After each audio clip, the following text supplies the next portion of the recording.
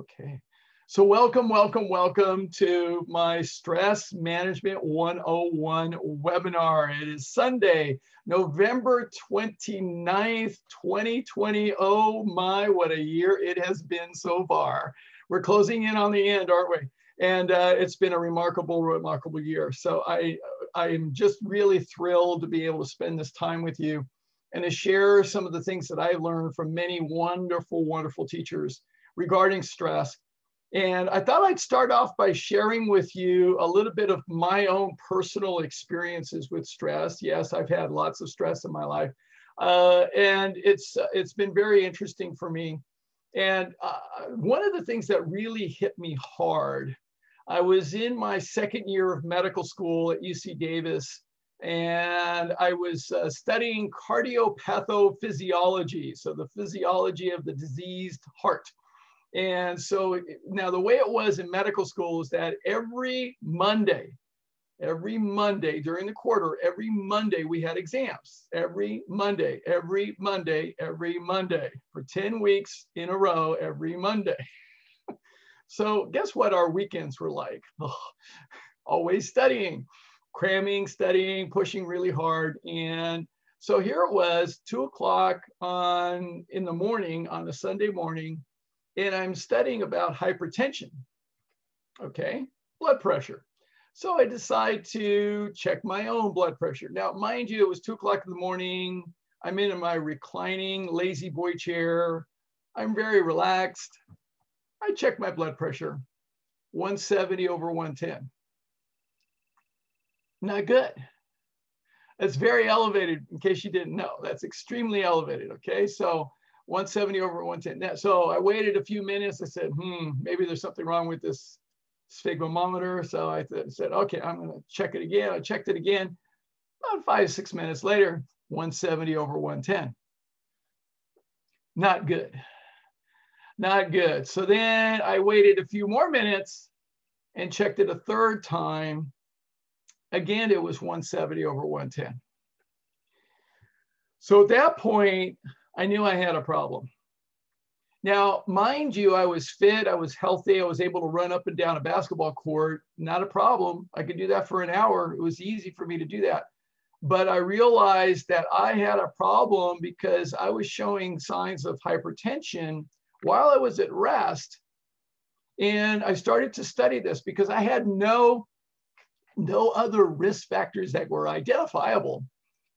So I was in shape, I was healthy, I was fit, but why was my blood pressure up so high? So I did some more research, and as time went on, I came across a book by Dr. Robert Elliott, a cardiologist who had experienced a heart attack in his mid-50s. And what happened was that he shared in his book that he was something that we call now a hot reactor. A hot reactor. So a hot reactor is one that builds up the pressure under stages of stress. States of stress will increase blood pressure. That's a sympathetic system response, which we're going to talk about in a little bit. But that's what I came to recognize for myself, that I was a hot reactor. So I started to go back to my practices of yoga and meditation and trying to get a little bit more sleep, which was hard to do in medical school, and started to watch my blood pressure a little bit more, and it started to come down much better. And I started to realize that there's a lot more to stress than meets the eye. And I started studying more about stress as the years went by. And by the time I finished my master's, I really had collected a lot of information related to stress. So it's something that affects all of us, and it can be sneaky because blood pressure can go up and you have no clue. You have no clue that it's going up. I had no clue until I actually checked my blood pressure. And who would think? So now I check my blood pressure regularly. I actually have right here, I have a wrist version, medical grade quality Omron, a blood pressure monitor from Omron. It's really great. I'll send you the link. It's very, very good. I just put it on my wrist and it's fantastic and measures. I just put it right here and I check my blood pressure. And now my blood pressure runs typically about 116 over 70. So that's my blood pressure now. and it typically runs in that neighborhood. So it's really good. So what I want to share with you today is information that I've learned along the way. And I used to actually do training for nurses in the hospitals. I actually would train them on stress management, and it was a full 8-hour day. So I'm not going to cover everything. There's no way I can do that.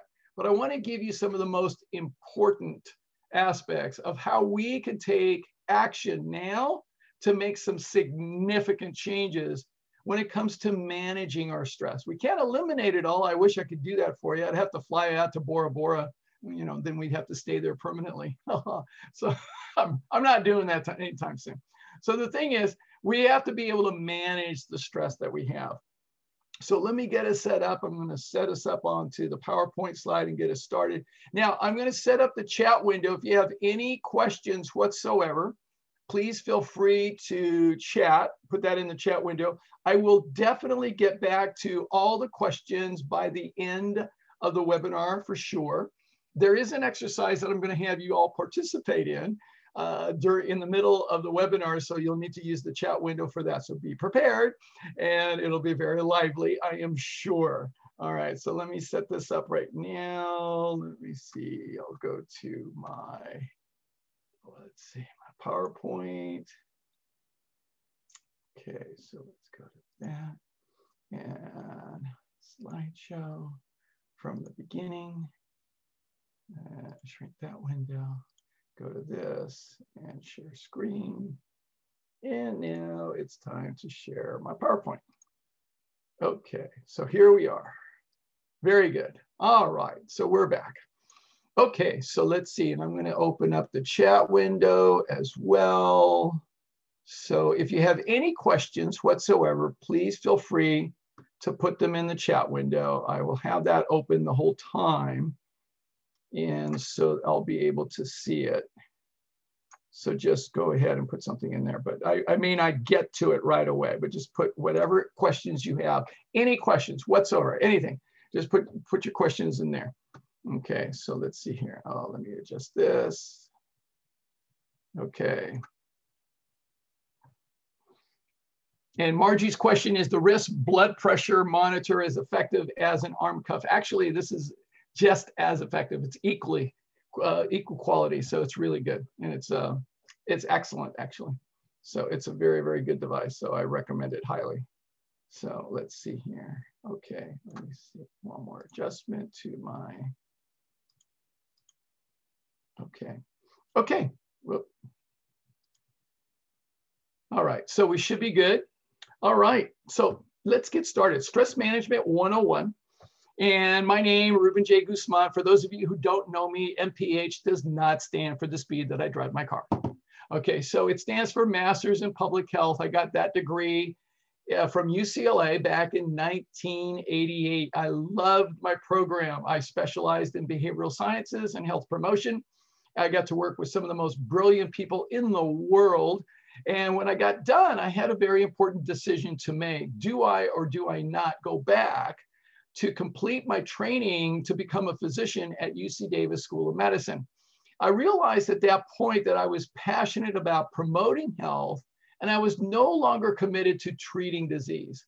So therefore, I chose to not go back to medical school, but to pursue studying lifestyle medicine on my own. I was ahead of my time because there was nothing called lifestyle medicine back then. It didn't exist. So I did it on my own independently. Years later, I came to discover something very interesting. In 2016, I went to the Lifestyle Medicine Nutrition, the Nutrition Healthcare Conference. And so I went to that conference and they talked about lifestyle medicine. And I was so thrilled and delighted. And I found out about it. And then I checked online and I said, oh my God, this is what I've been waiting for. This is it. This is like amazing.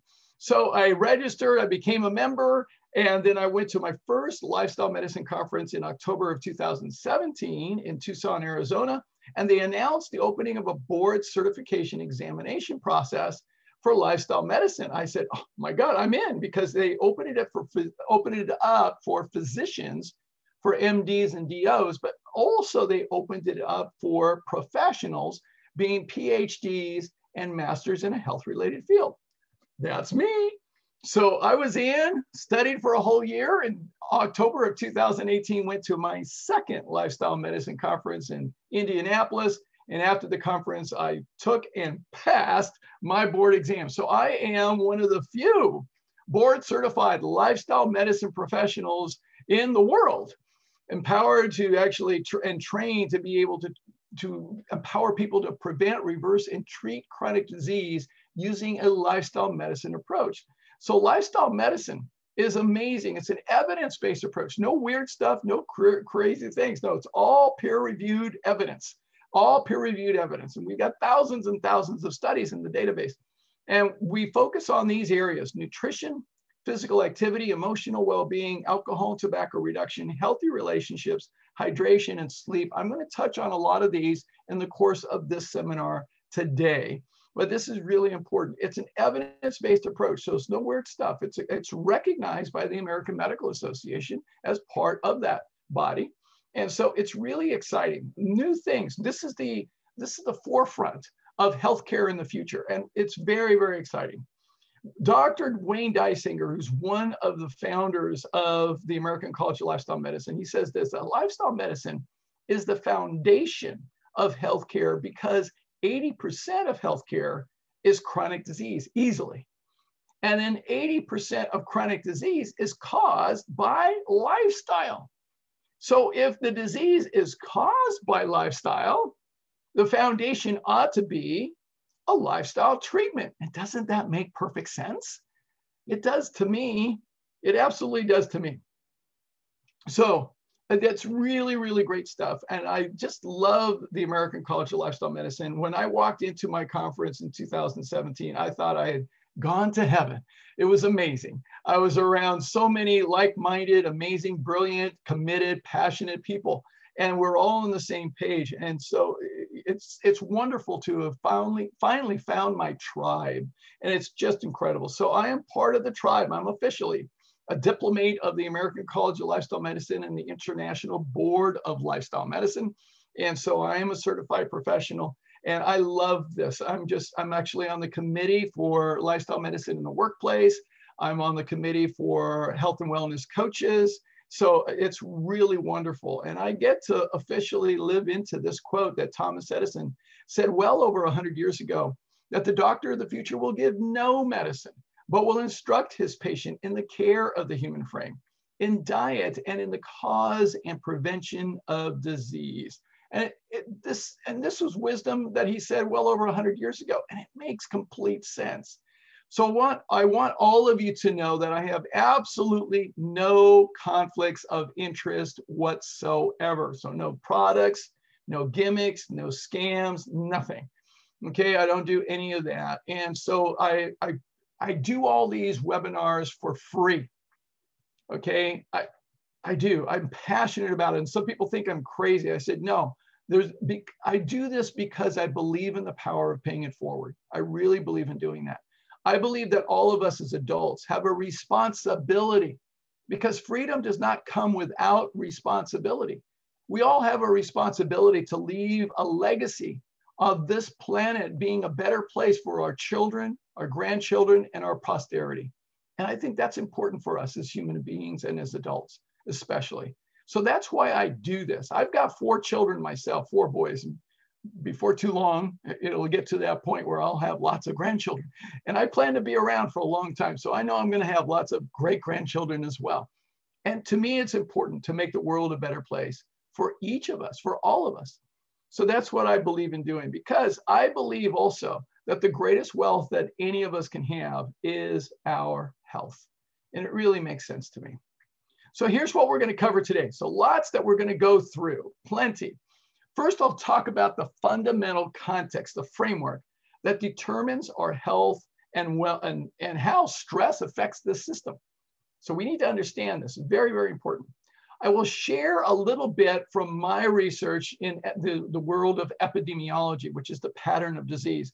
So it's very interesting to look at the pattern of how stress affects us and the interrelationship with chronic disease. And then we'll talk about some of the causes and effects of stress for you in your life. Very important to look at. Then I'm going to break down stress into 3 major areas. So that'll be the real core of what we're going to discuss for today. And this is what I've learned over the years, to really look at stress this way. And then I'm going to share with you in each of these areas specific strategies and actions that you can take starting now. So I want to load up your toolbox with skills and things that you can take on for yourself right now that can start to make a difference for you and manage your stress more effectively. And then we'll finish up talking briefly about how you can create a successful lifestyle change and really make the rest of your life the best of your life. So let's get started. I have many teachers that I've learned from, and I've compiled their information over these years. One of them has some words of wisdom for you. I will invoke his spirit right now. You must unlearn what you have learned. Okay, so hopefully you're willing to listen to the wisdom of Yoda and have an open mind. All right, so let's go forward. Let's begin with the context for health and how that actually takes shape. So it begins from understanding this quote from my dear professor, Dr. Michael Kalitsky, from my undergraduate studies at Cal Lutheran University. And he said this one day in class. He said, remember this, that all of life is in one of 2 states at any given moment. Either it is surviving or it is thriving, and that's all there is. Now, when he said this, it shocked me. I couldn't understand it. And I raised my hand. I said, are you saying it's just one or the other? He says, that's exactly what I just said, Ruben. And I raised my hand. I said, you know, I'm thinking there's got to be a bell-shaped distribution curve. And he says, no, it's one or the other. And so I raised my hand again. I'm still not getting it. And he said what he often said to me, just sit with it, Ruben, you'll figure it out. Oh, he always got me with that one. But I sat with it for 3 years. 3 years trying to figure this one out. It wasn't until I was in my first year of medical school and I'm taking a class of embryology that I started to figure this out. So embryology is the study of the embryonic period of human development, which is from the moment of conception to the point where everything is there and then it just gets bigger, then we call it a fetus. So this corresponds pretty much with the first trimester of a woman's pregnancy. So now what happens in this period of time is so dramatic. There's so many changes going on. It's incredible. It's really miraculous. What, if you really study it, it's amazing that we turn out the way that we do. It really is, because early on in our lives, we all start off looking like this. A ball of cells, and you can't tell one from the other. All the cells look alike. But the ball gets bigger and eventually gets to a point where it starts to have enough cells that it starts to fold inward, and then it starts to form this tube of cells, which we refer to as the neural tube.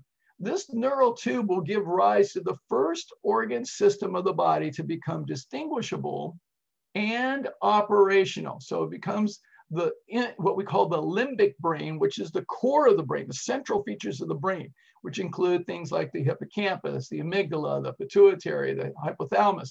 And then it also is all connected to the spinal cord. So this is the limbic brain in the blue-green, and then the spinal cord in the pink, or fuchsia, if you want. So that's all the central nervous system. What the professor said was very interesting. He said, once this system is developed and then it's activated, it's on 24/7 for the rest of our lives. So it's the first system on and it's the last system off. Now, what he said was this: it's the electrical system. So it's running the body, it's running the show. Now, this electrical system is just like any other electrical system. And what he said is that we have 2 currents. We have a positive current and a negative current, just like anything, like a car battery. You have a positive pole and a negative pole. So human beings are the same way. So the positive current for the human body is what we refer to as the parasympathetic branch. Now, when it comes to understanding stress, this slide right here is critical to understand, because when we're in the positive current, we're in the parasympathetic branch. And when we're in the parasympathetic state, It's going to affect every organ system in the body and every cell in the body a particular way. A particular way. So everything is engineered and designed to be able to respond to the parasympathetic state a particular way.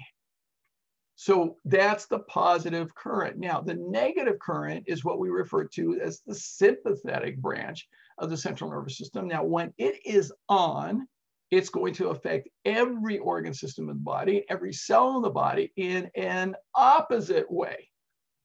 These two currents are polar opposite of each other. This is really important to understand when it comes to stress and managing stress. So they're polar opposite of each other. There's no gray zone. There's no bell-shaped curve. They are polar opposite of each other. Really important to get. Now, what the professor said next got my attention. He says, now, once this system is activated, we are either we're operating in the parasympathetic state or the sympathetic state. We can go back and forth between the two, but we do not operate both at the same time. That would cause a short. It doesn't work. So it's one or the other. I got the or from Dr. Kalitsky, that we are either surviving in the sympathetic state or thriving in the parasympathetic state. And that's all there is. I thank Dr. Kalitsky in my mind at that point. And I really started to understand something very profound. That when we're in the sympathetic state, we're reacting to stress of any kind. Okay, either we induce it or it's the environmental, it's physical, emotional, mental, spiritual stress. We're in that state. Those are the four fundamental energies that we have as human beings. So it's physical, emotional, mental, spiritual stress that can affect us. And then we're in the state of survival, it's sympathetic state. And we're operating from a very primal state, by the way. It's not high functioning thinking that's going on. No, we're not rational, logical, analytical in that state. No, it's very emotional. It's very primal. And what we experience in this state, fight, flight, freeze, or fold, those are obvious symptoms that we can notice. But even as subtle as a perceived threat, a fear, is enough to trigger us being in the sympathetic state. So it's so powerful to get this, because our thoughts of a fear, just some apprehension, premonition of something negative is enough to put us in the sympathetic state. And what we realize now in the literature is this, that the common thread of all chronic disease is being in the state of dis-ease, the sympathetic state, far too much. So if you look, heart disease, cancer, diabetes, fibromyalgia, Alzheimer's, all of them, the common thread to all chronic disease is being in the state of dis-ease far too much. Our bodies are designed to handle being in the sympathetic state really for very short periods of time. Just short. We can handle it. We can tolerate short, intense stresses. You know, we got to run away from saber-tooth tiger. Okay, so that's short. But we cannot tolerate this chronic, ongoing, persistent stress. That's what will really start to cause tremendous damage. So what we need to be able to do, and what lifestyle medicine is fundamentally about, is being able to empower us to shift our central nervous system state from the sympathetic to the parasympathetic. So the parasympathetic state, when we're operating in that state, we experience peace and pleasure, restoration of our body from any damage. We heal, digestion occurs, assimilation occurs. Fun, play, and ease, yeah, that's parasympathetic. And then we're thriving, we're doing well, we're really doing well, we're flourishing. And any damage that has happened to our body, we heal from it. We experience ourselves as being powerful, as opposed to being primal. We're powerful. And that's when our cortex is actually working, and our thinking mind is actually working quite well. So that's what we need to be able to do. Now, a seminar that I just did last week is the 5 secrets to living a thriving, healthy, happy life. And I shared my 5 secrets. Now, if you missed that webinar, go to my YouTube channel and you'll find it there. Just go to my website, click on the videos tab, and it'll take you right to it. So it's right there. So the 5 secrets that can absolutely impact the state that we're in. So we can choose whether we're in the sympathetic state or the parasympathetic state. We have a choice about it. And what we'll have to do in order to do that, we have to actually practice improving how we manage our central nervous system with these 5 elements. Number 1 is the thoughts that we think, because if we have stinking thinking thoughts, critical, cynical, skeptical thoughts, negative thoughts, we'll be in the sympathetic state just like that. One of my friends, Mary Lore, she wrote a book called Managing Thought. Powerful, because it's learning the skills about how to actually manage your thoughts. So what we want to practice is positive thoughts, as Norman Vincent Peale taught me a long time ago, with the power of positive thinking.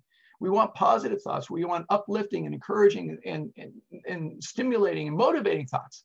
That's what we want to be able to infiltrate our mind with. And we have control over that. We can think that. We can become what we think. Great books to read also, As a Man Thinketh, written by James Allen, and also based on that book, Think and Grow Rich by Napoleon Hill. Fabulous material, amazing. The power of our thoughts is incredible.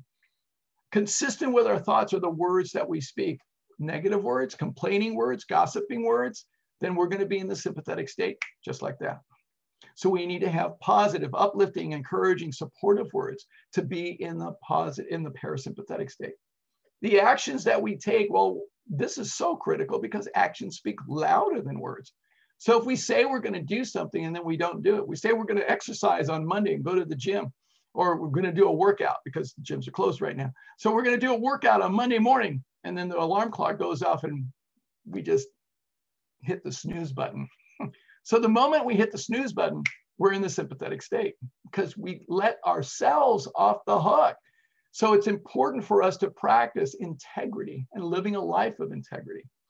And then the company we keep, oh, this is so critical now more than ever, because I mean, we know from the research, we are definitely affected by the 5 people we most associate with. And it's even more than that. There's a book called Connections. And the research has been done to show that it's not only the 5 people that we associate the most, but who do they associate with?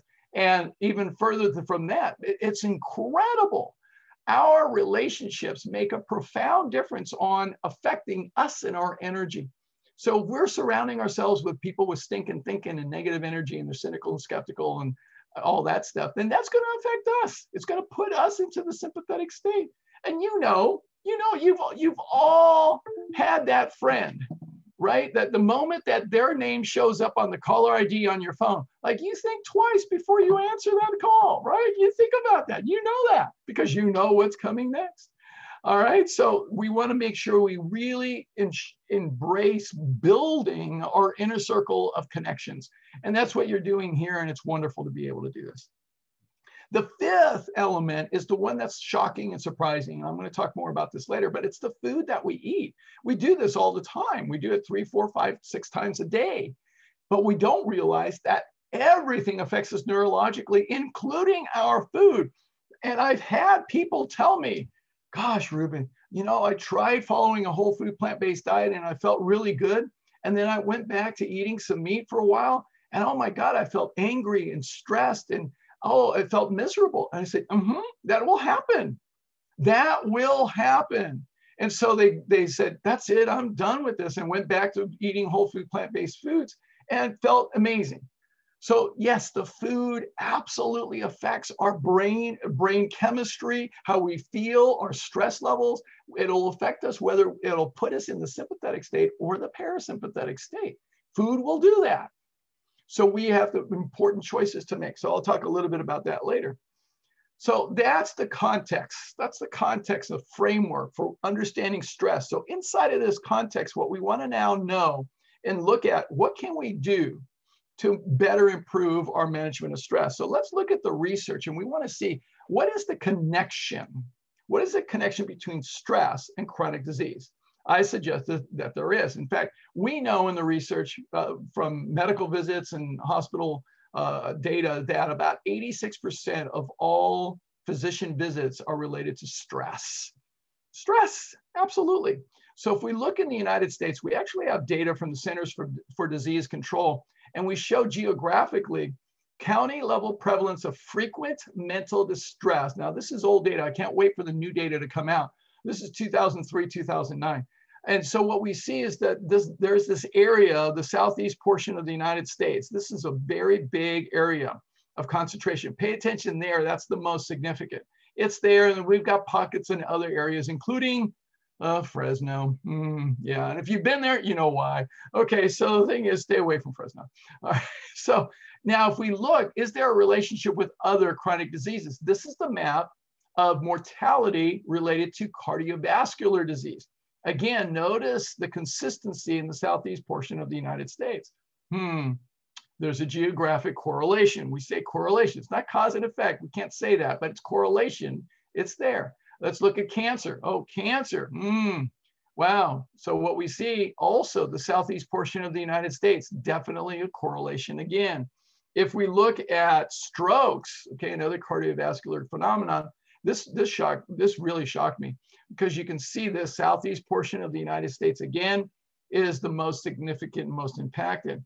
When we look at life expectancy in the United States, this graph really caught my attention, because the 10 states with the lowest life expectancy in the United States happen to be all geographically next to each other. Now, statistically, this is not a random occurrence. There's something going on. So in case you forgot your geography, Oklahoma, Arkansas, Louisiana, Mississippi, Alabama, Georgia, South Carolina, Tennessee, Kentucky, and West Virginia. Now, I've been to this part of the United States several times for speaking engagements, and I can tell you from my own personal experience, getting healthy food here is not an easy task. It is not. And the lifestyle is very different. It's very, very different. So what we want to look at are some of the factors related to lifestyle and stress. In fact, it's very interesting, because today, because of the pandemic, what we have is this map that just came out, where people are more at risk for severe COVID-19 illness. Severe. And notice again, the southeast portion of the United States is the most impacted. And lately, what we're also seeing is that this has spread in terms of risk. So the most recent chart on risk levels by county for COVID, okay, so as far as high risk, red is the highest. So we see that it's extended even into the Midwest. So it's rather extensive. It's rather extensive. So when it comes to stress, there is a definite correlation to many things, many chronic diseases. And sometimes being healthy is more about what's eating you than what you eat. I love this graphic, okay? So what's eating you? Stocks, homework, in-laws, or the shark?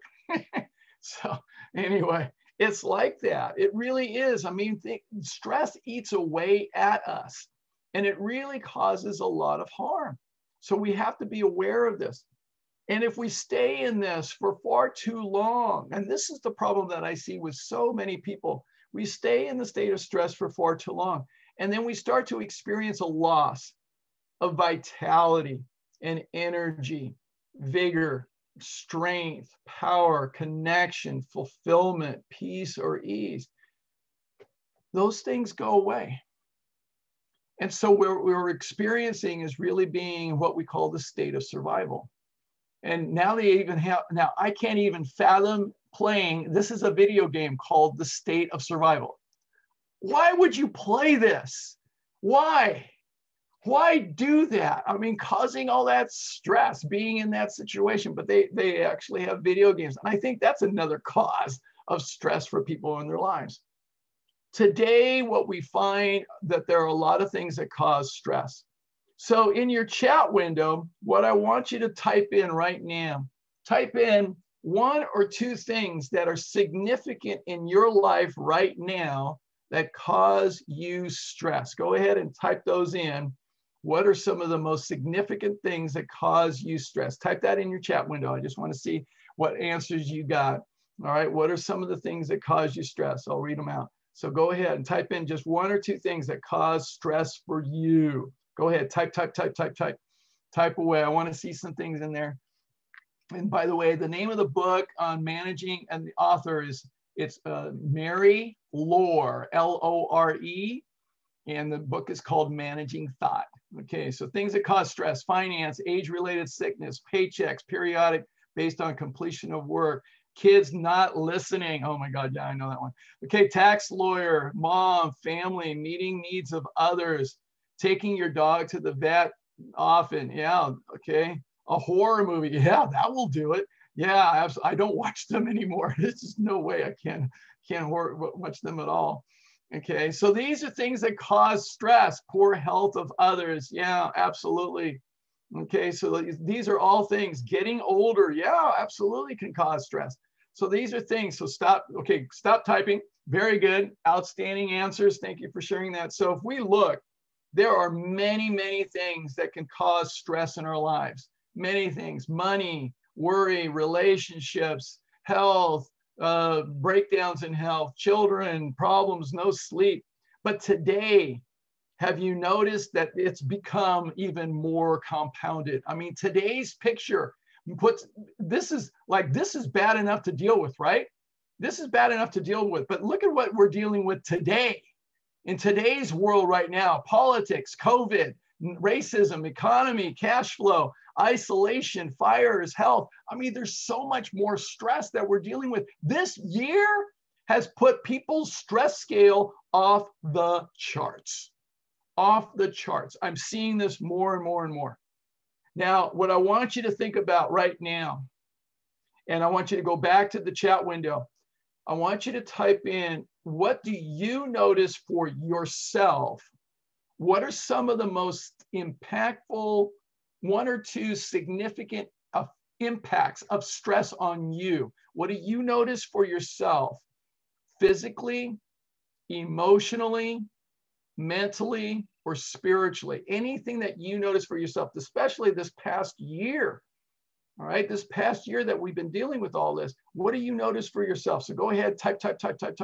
All right, what do you notice? What are the most significant things in physical, like tension, loss of sleep? Emotional, maybe anger and irritability, or depression. Mental could be the difficulty focusing. Spiritual could be loss of drive. Okay, so things like that. All right, so we're seeing some answers coming in. Very good. So sleeping more, yeah, that's definitely a response to stress. The loss of a loved one and sadness from that, yeah, absolutely can cause stress. Yeah, absolutely. No energy, lack of energy, yeah, definitely something that happens. Who else? Anxiety, yeah, anxiety, definitely. Okay, who else? What are some of the impacts of stress on you that you notice? Lack of clarity, yeah, absolutely. That's definitely something that happens as a result of stress. Uncontrollable crying, yeah, I can definitely have that because it really is an impact of stress. Yeah, so anybody, so stop there. That's enough for right now. Confusion. All right, thank you. Yes, confusion. Yeah, absolutely. So stop typing. All right, so I want you to think for yourself, because stress is real. A lot of people think it's just, you go to the doctor's office and a lot of doctors say, oh, it's just all in your head. No, it's real. Okay, it's real. I wanted to tell you this right here, right now. It's real. I know, I've been through it. Okay, so it's real. Now, we also know in psychology, we know from being able to really study performance in the workplace. Now, one of the things that I do, I actually work with CEOs and executives, and I do organizational performance coaching. So we know this is called the stress curve, that as stress goes up, it definitely affects performance in different ways. When stress is very little, we call that an underload. All right, so people are either anywhere between inactive and laid back. So that doesn't happen for most people very often. You try to do it maybe sometimes after an exhausting week, and you sit in front of the TV and you watch a Netflix series or something like that. All right, so that's being laid back. So that's called an underload. Now, what we also show on this curve is that there is an optimal level of stress. We refer to this in psychology as eustress, EU stress. So eustress is the level where we actually function rather well. So it's hard to actually have no stress in your life. That doesn't really work. But to have an optimal level of stress is actually quite functional. And it really helps us. And we perform rather well. So this is the gold area. And it works really well for us to be able to function well. However, the peak of the curve is where we start to experience a particular level of stress. And each of us is different. And we get to this level and we start to experience fatigue. We start to get tired. So when we start to feel that, a lot of people just push through that. They just keep going. But the reality is that that's an indicator. It's an important point for us to look at ourselves and say, I need to back my stress down a little bit. If we continue with the stress, we start to enter into this area, this arena here, which is what we call overload. This is where we start to experience more than just fatigue. We actually start to experience more frequent exhaustion. So we get really tired. And this is where we're starting to experience too much stress. But a lot of us have been conditioned. You got to work hard. You got to work hard. You got to work hard. You got to work hard. And so what we end up doing is if we keep working hard, we push through because the job and the responsibilities are too important. And we're willing to sacrifice ourselves in the process.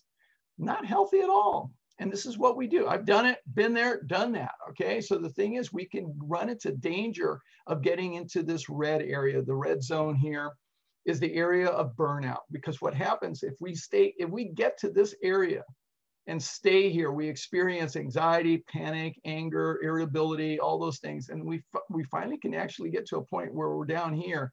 And this is the point of nervous breakdown.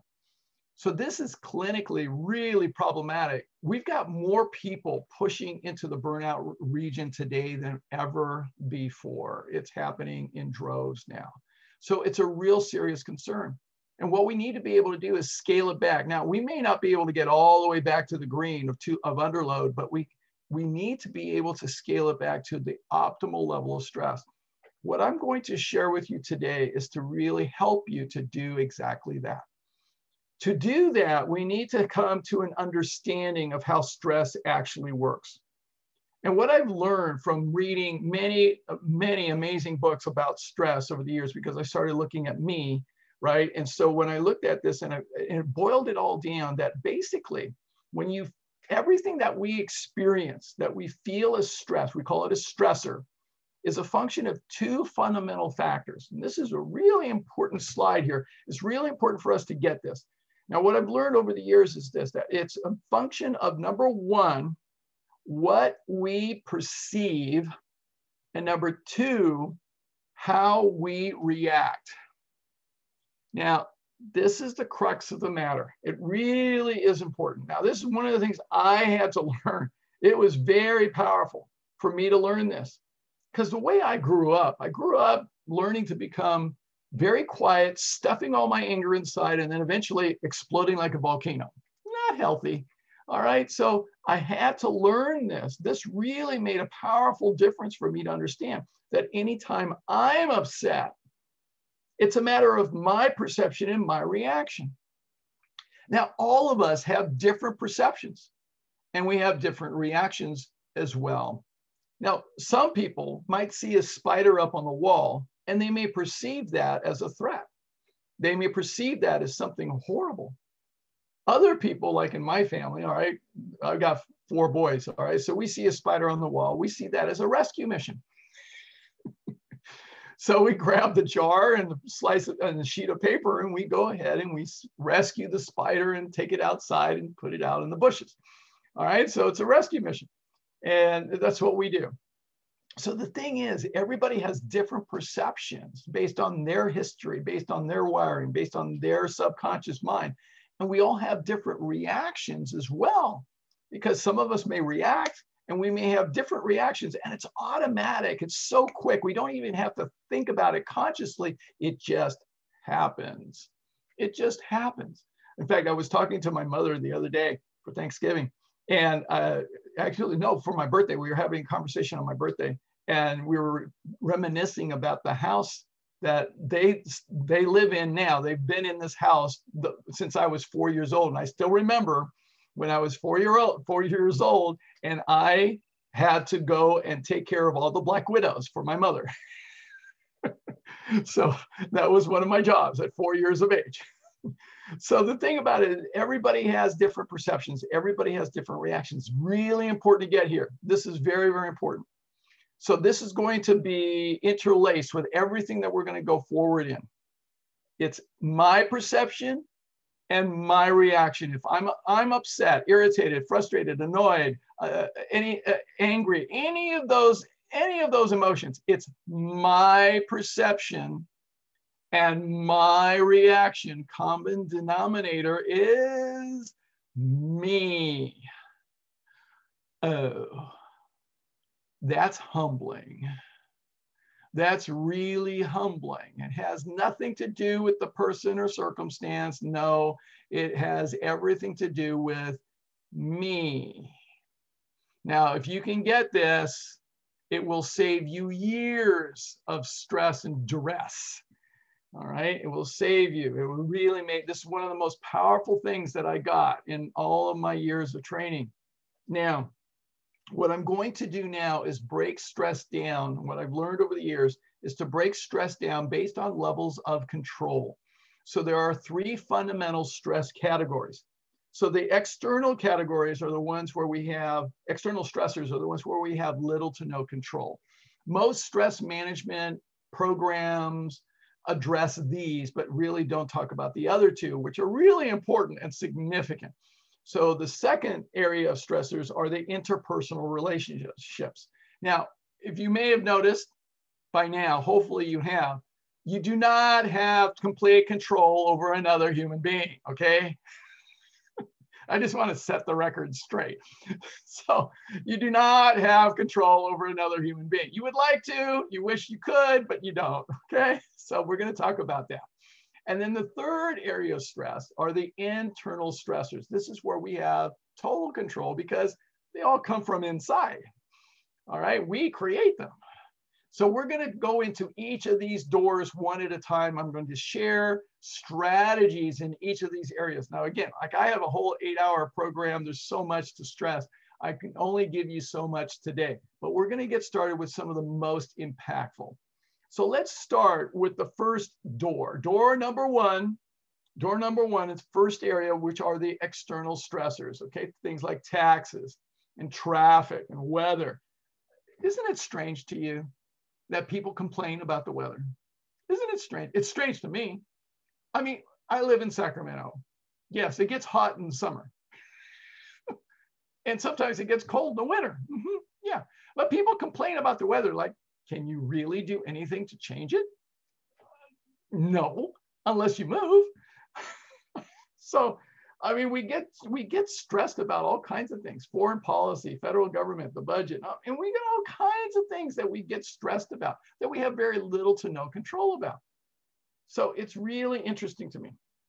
I love this graphic because this one really shows basically summarizing things that you have control over and things that you can't control. All right, you cannot control someone else's decisions, death, who likes you, how others treat you, how others take care of themselves, how others being kind, your height, your skin color, who loves you, past mistakes, others being honest if someone else keeps trying, others forgiving you, others asking for help, the weather, okay, others apologizing to you. You can't control any of that. None whatsoever, not at all.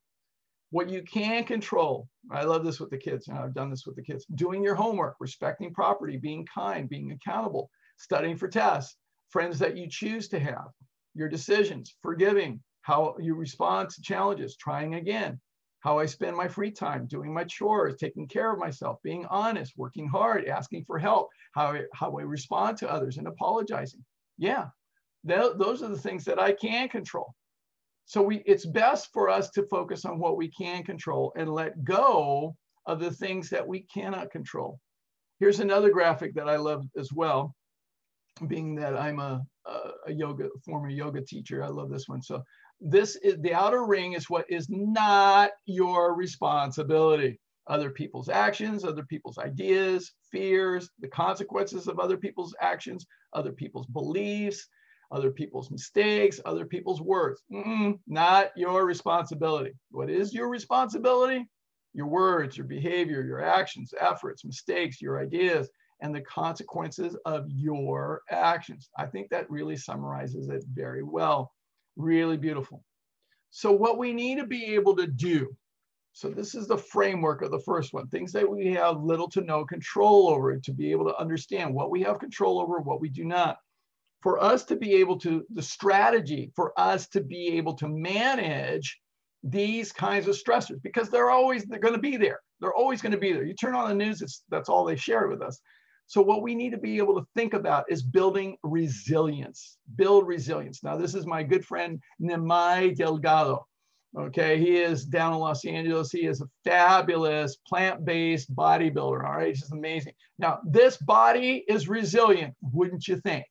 Right? He's got a strong, resilient body. You have to think of resilience as being stronger. When you're stronger and you're more fit, all right, you build resilience. You're able to withstand the pressures of the changes that you're dealing with. So the capacity to prepare for disruptions, recover from shocks and stresses, and adapt and grow from a disruptive experience.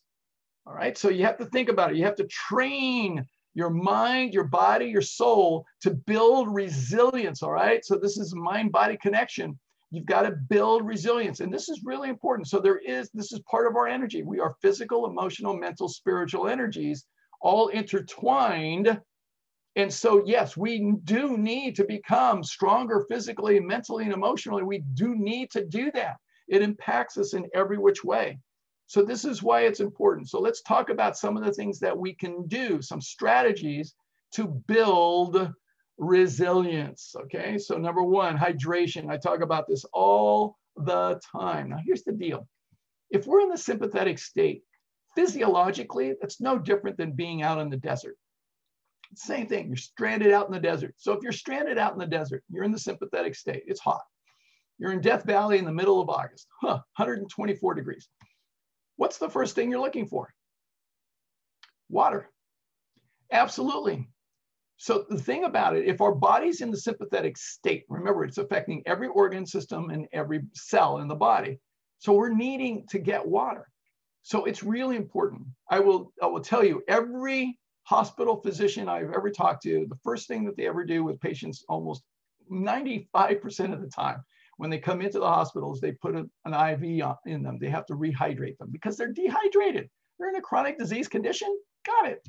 Dehydration is going to be part of the package. So you want to drink 2 full 8-ounce glasses in the morning, first thing in the morning, as soon as you get up. Hydrates your brain, which is 80% water. All right. You want to drink a glass of water before and after each meal, or during. That's fine. But drink a glass of water before you work out and drink 2 glasses after your workout. So you want to drink plenty of water. So 8 to 10 glasses of water a day, fabulous. You want to do at least that. So make sure you're drinking plenty of water. Second area that I want to talk about is nutrition. Now, I do much more in-depth work with many of my other seminars, but I just want to share with you my food pyramid because the neurological connection is very important to understand. All of these foods down at the bottom, okay, the life-depleting foods trigger a sympathetic nervous system response. All of them, meat, dairy, oils, all processed foods, refined sugar, deep fried foods, sodas. Legal drugs include nicotine, alcohol, caffeine. Caffeine's a legal drug, all right? It's a drug, and it triggers the sympathetic branch of the central nervous system. You just got to know it. Excitotoxins include things like aspartame and MSG, all right? They're food additives. They're put in the food to enhance the flavor, to keep you brainwashed and keep you coming back. All of these cause a sympathetic central nervous system response, and it's immediate. It's immediate. So where we want to stay in order to have life-promoting foods in our body, starchy veggies, whole grains, legumes, greens, colorful veggies, and fruit. Keep it there. All right, those are your 4 foods. Veggies, whole grains, legumes, and fruit. Those are your 4 food groups. Keep it simple. Keep it there. It's all you need. And by the way, you'll thrive, you'll do well, you'll be happier, you'll be healthier.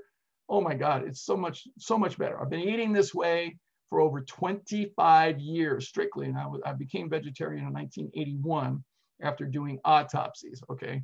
So the thing about it, you want to eat this way. It'll make a big difference. Next area, next strategy to deal with external stressors is going to be exercise. I cannot emphasize this enough, okay? So I love, this is me on the left. What fits your busy schedule better? Exercising 1 hour a day or being dead 24 hours a day? What's it going to be, boo-boo?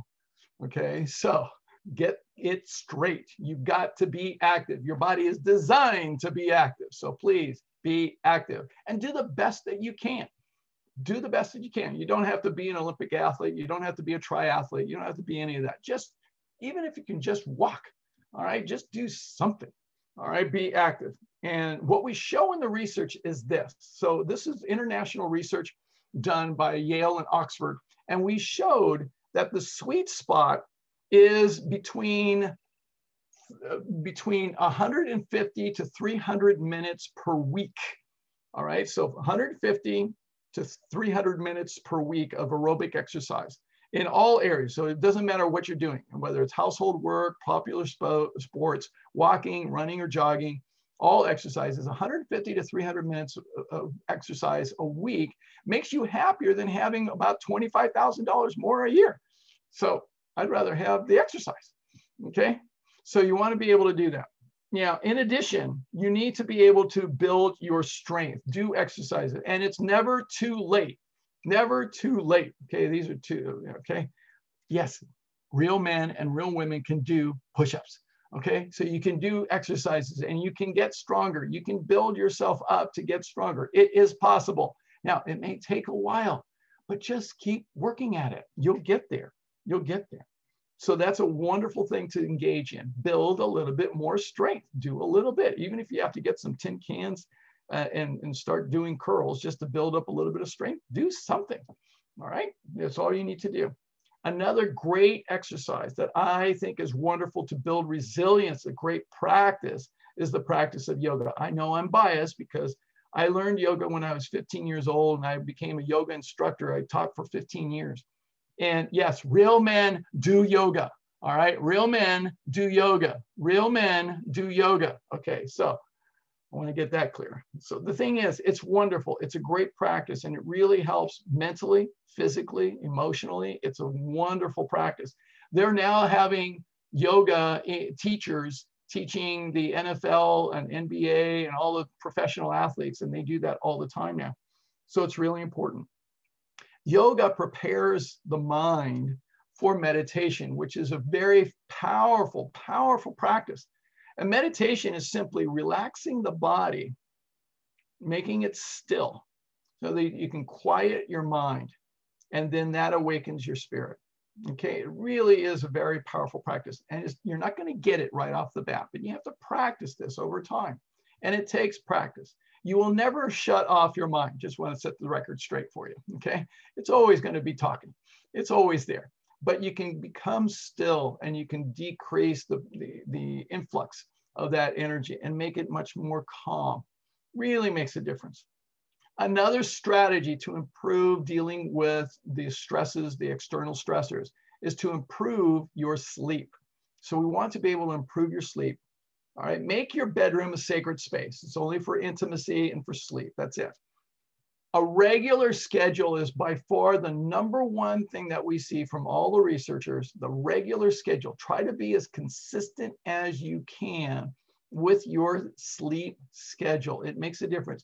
No, we do not catch up on our sleep. Now, be sure to attend my sleep webinar. I'm going to be coming up with that. That's going to come up with, let's see, when is sleep? That's going to be, it won't be till March 7th. So I'm going to be doing that. Be sure to attend that. I do have a video if you need help on that. It's already on my YouTube channel, the old one, but I'm going to do it again.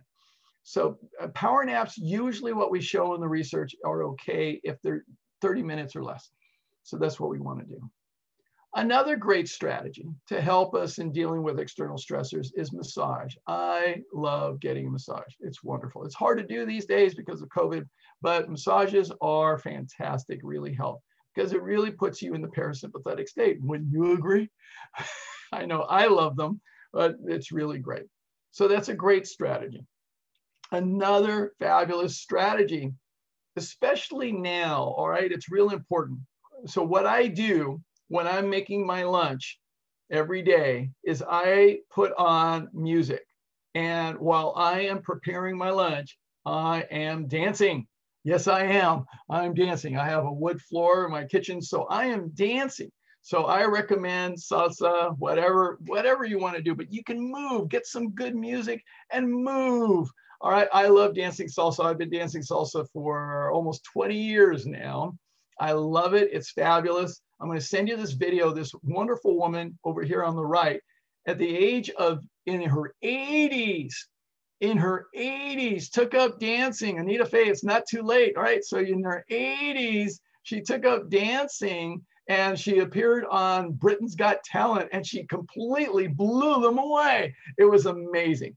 All right, so I'm going to send you the video. It's fantastic. It's wonderful. It's never too late to start dancing. I think it's the greatest thing. My godparents danced until my godfather died at the age of 86. I danced with my godmother when she was 92, and she was the best dancer at my parents' 50th wedding anniversary. So it's never too late. All right, so you can do this. Now, the most powerful skill when it comes to dealing with external stressors, and what we show in the research by Dr. Andrew Huberman, I'm going to send you a video on his work and you can check out his website. Really brilliant work. Now, Dr. Huberman has studied this very, very interesting phenomenon in all animals, including human beings. While we sleep, there is this natural breathing pattern that occurs during our sleep.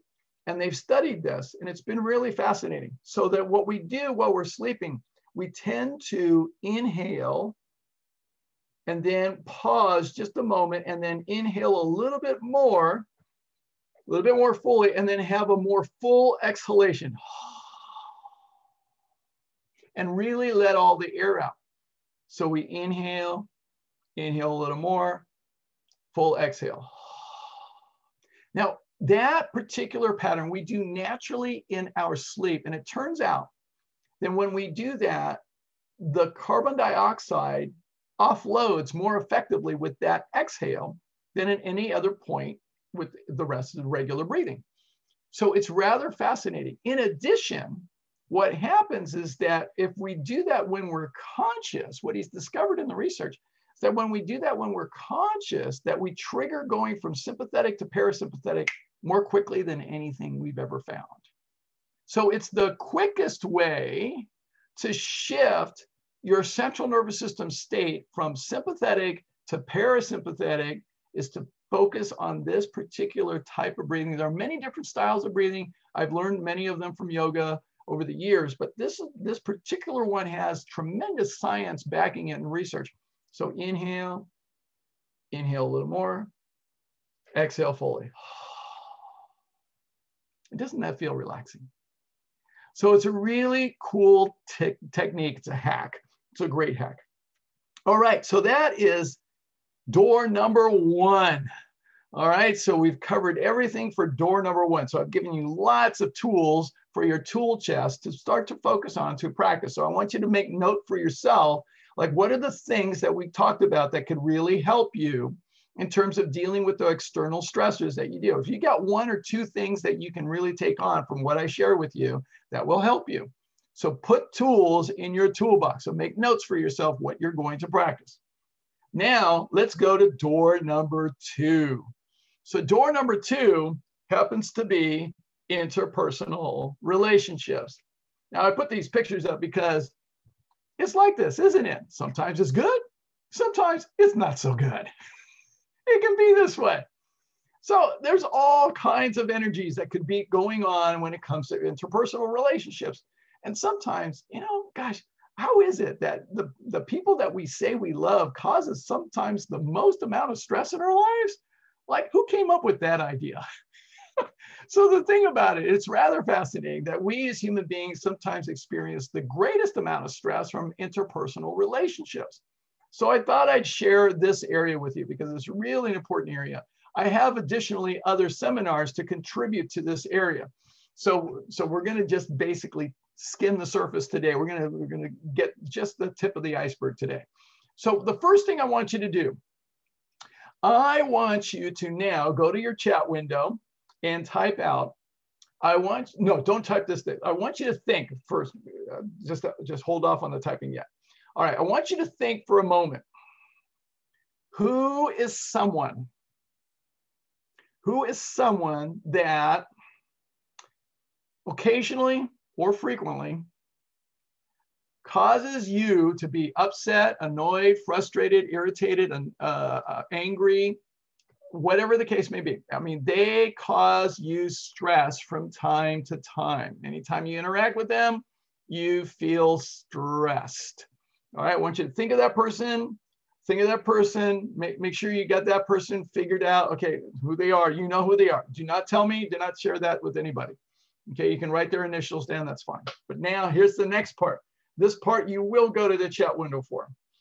Now I want you to get real. I want everybody to participate. Everybody has to participate. All right. So there's a bunch of you on this in this webinar. So I want you to all participate. So in the moment of truth, when you are angry, upset, irritated, annoyed, frustrated, angry, all of that, okay, any of that, worried and anxious, any of those emotions, when that moment occurs, what is it that you are saying to yourself silently in your head about them? Okay, what is it that you're saying to yourself silently about them? Okay, get real. We're all adults here. Go ahead. None of this will be shared anyplace else. What's said in Ruben's webinar stays in Ruben's webinar. All right, so go ahead, and I will not reveal any names. Now get real, type it out, type, like, you idiot. Why are you so stupid? All right, why can't you just shut up? Okay. All right, start typing. Okay, good, we got answers coming in. Come on, everybody has to respond. Okay, I wish you would calm down. Okay, I don't need this. I'm out of here. I love that. I wish you could understand. Why can't you understand? Okay, you're such a hypocrite and a control freak. Oh, I love that one. Okay, I hate you. Okay, good one. You're being dumb. Okay, good. You don't think I'm smart. Oh, that's a good one. Okay, hate you. I hate you. All right, you never really listen to me. Got it. Oh, that's a good one. Okay, I can't talk to you anymore. All right, why don't you get it? Oh, these are great. Oh, absolutely wonderful. Stop typing. All right, really fantastic responses. So that's what's going on inside of our heads. All right, that's what's going on inside our head. So I want you to consider this, my friends. All right, now I want you to really read what you wrote. Okay, I want you to read. So consider this. Consider that you are getting upset, and it's not about them. It's not about them. Now you're probably looking at me and saying, "You're crazy, Ruben." I love this little graphic here. Thank you for making me so angry that every time I open my mouth, it appears that I have Tourette's syndrome. Okay. So consider this, my friends. Go back to what we talked about. One of the things that I learned, and this was powerful, and I want to share this with you because the person who affected me the most was my father. Like, why can't you respect me? Why do you think I'm so stupid? Why can't you listen to me? I mean, everything that all of you said, I mean, that was going on with my father all the time. All the time. And what I had to get from myself, and this, like I said, it was very humbling, that anytime I'm upset, it's my perception and my reaction. The common denominator is me. It's me. It's my subconscious wiring. It's my perceptions and my reactions combined, and I'm getting upset. I mean, for the longest time, when my father and I would get together within 5 minutes. It was World War III. Huh. I had to learn this lesson, and it was powerful for me to get. It was powerful for me to get. And I also learned that when I'm upset and when I'm perceiving what he's saying, and I've got my perception going on, I've got my reaction going on, my perception, my reaction, my conversation, I've got two fundamental conversations. Now I want you to look at what you wrote. I want you to look at what you wrote, because this is what I learned from me, and it made all the difference in the world. It was such a, transformational breakthrough for me to actually get this and get it to my heart and the soul and my mind. Fundamentally, when we're upset with another person, we're saying something to the effect of, we're being a 2-year-old, first of all, and we're saying, I'm not getting what I want, or it shouldn't be this way. It's not fair. Or some version thereof. And everything that you wrote, like, I hate you, you're dumb, why don't you think I'm smart? You never really listen to me, I can't talk to you anymore, why don't you get it? All of that is fundamentally us being a 2-year-old. Now, I'm going to tell you right now, learning this changed my life. It completely changed my life. This is humbling, I know. But when I learned this, it completely was the game changer for me. Because I started to realize, oh, I'm being this little 2-year-old. I'm being a little immature little child saying, I'm not getting what I want. It shouldn't be this way. That's me. Oh, I'm not being a mature adult at all. Now, when I got this, it made a big difference. It made a big difference for me.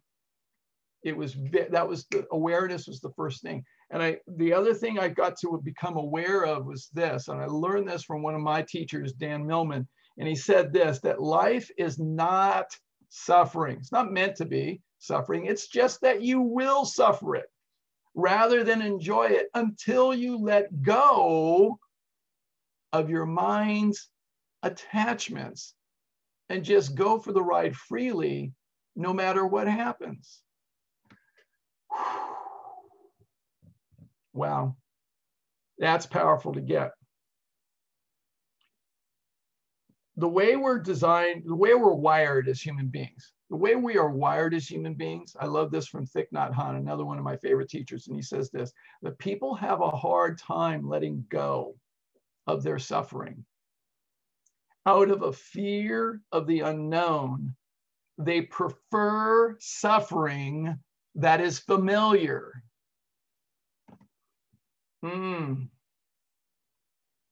This is profound. People have a hard time letting go of their suffering. We all do, because we're attached. We're holding on to our attachments of how we think life, how others, and how we should be. Operative word, should. You should do this. You should do that. You shouldn't do this. You shouldn't do that. We should do this. I should do this. Everybody should do this. We should, all over the place. We should all over everyone, including ourselves. So that word should gets in the way of joy and happiness. And what we're saying to ourselves is basically a form of an attachment. I'm not getting what I want. It shouldn't be this way. So one of the most profound books that I've read in my life has been this one from Don Miguel Ruiz Jr., the son of Don Miguel Ruiz. He happens to live up here in the Rockland area. And he wrote this book called The 5 Levels of Attachment. This is an outstanding book. And what Don Miguel Ruiz Jr. discovered for himself, growing up with his father, who was a profound spiritual teacher, he discovered how he had his attachments and he was suffering because of his attachments. So the first level of attachment is actually no attachment, which I find very interesting. He defines it as being your authentic self. To be authentic means having no attachment. When we have no attachment, we're completely present. there's a complete level of acceptance of life, of others, and ourselves just the way that we are. There is complete joy. There's no conditions and there's no expectations. None whatsoever. That's what it takes to actually live with no attachment. That's what it means to be authentic. To be authentic means no attachment. That's profound. The second level of attachment is preference, how I would like it to be. You know, I go to a Kings game, I'd like the Kings to beat the Los Angeles Lakers, but, you know, it might not happen. So the thing is, I just want to watch a good basketball game. I would prefer for the Kings to beat the Lakers, but I'm okay if they don't. So we have a preference of how we would like it to be, but it's a mild level of attachment. We're okay if it doesn't work out that way. We would just have a preference. The third level of attachment is identity. Now what happens is that I show up to the Kings arena with my Kings hat, a Kings jacket, Kings jersey. All right, so I'm outfitted and it's obvious that I'm a Kings fan. Like I have the apparel. So I'm choosing to have this identity of being a Kings fan. So that's identity. But then the fourth level becomes even more of an attachment. It's a very strong level of attachment, and we internalize this identity as a condition for self-acceptance. So now what happens is that we start using the word should. The Kings should win. If they don't, then I'm going to be upset. And we start imposing our view on others. We expect them to think the way that we do. You know, aren't you a Kings fan? Well, what's wrong with you? All right, so we start imposing our view on others. And so we internalize this attachment as how we are. Yeah. And it becomes very, very, very a strong attachment into how life should be, how others should be, how life should be, how we should be. So the operative word here is should for internalization. The fifth level of attachment is now should becomes must. So it becomes a rigid attachment, and our beliefs become more important than the experience itself. So we have a very strong fixed mindset. We're very fixed on how we have to be right. And we'd rather be right than listen. So that's a rigid attachment. We call that fanaticism. So these are the 5 levels of attachment. And we can have any one of these at any given moment. So we can go in and out of different levels at all times. We can operate mostly at some levels and some at others. So it varies. It varies, different circumstances. The key for us as human beings is to evolve in such a way, to grow internally, so that we can actually learn to live without attachment in every aspect of our life. Now, I love this story that teaches about attachment. The wise woman's stone. A wise woman who was traveling in the mountains found a precious stone in a stream. The next day, she met another traveler who was hungry, and the wise woman opened her bag to share her food.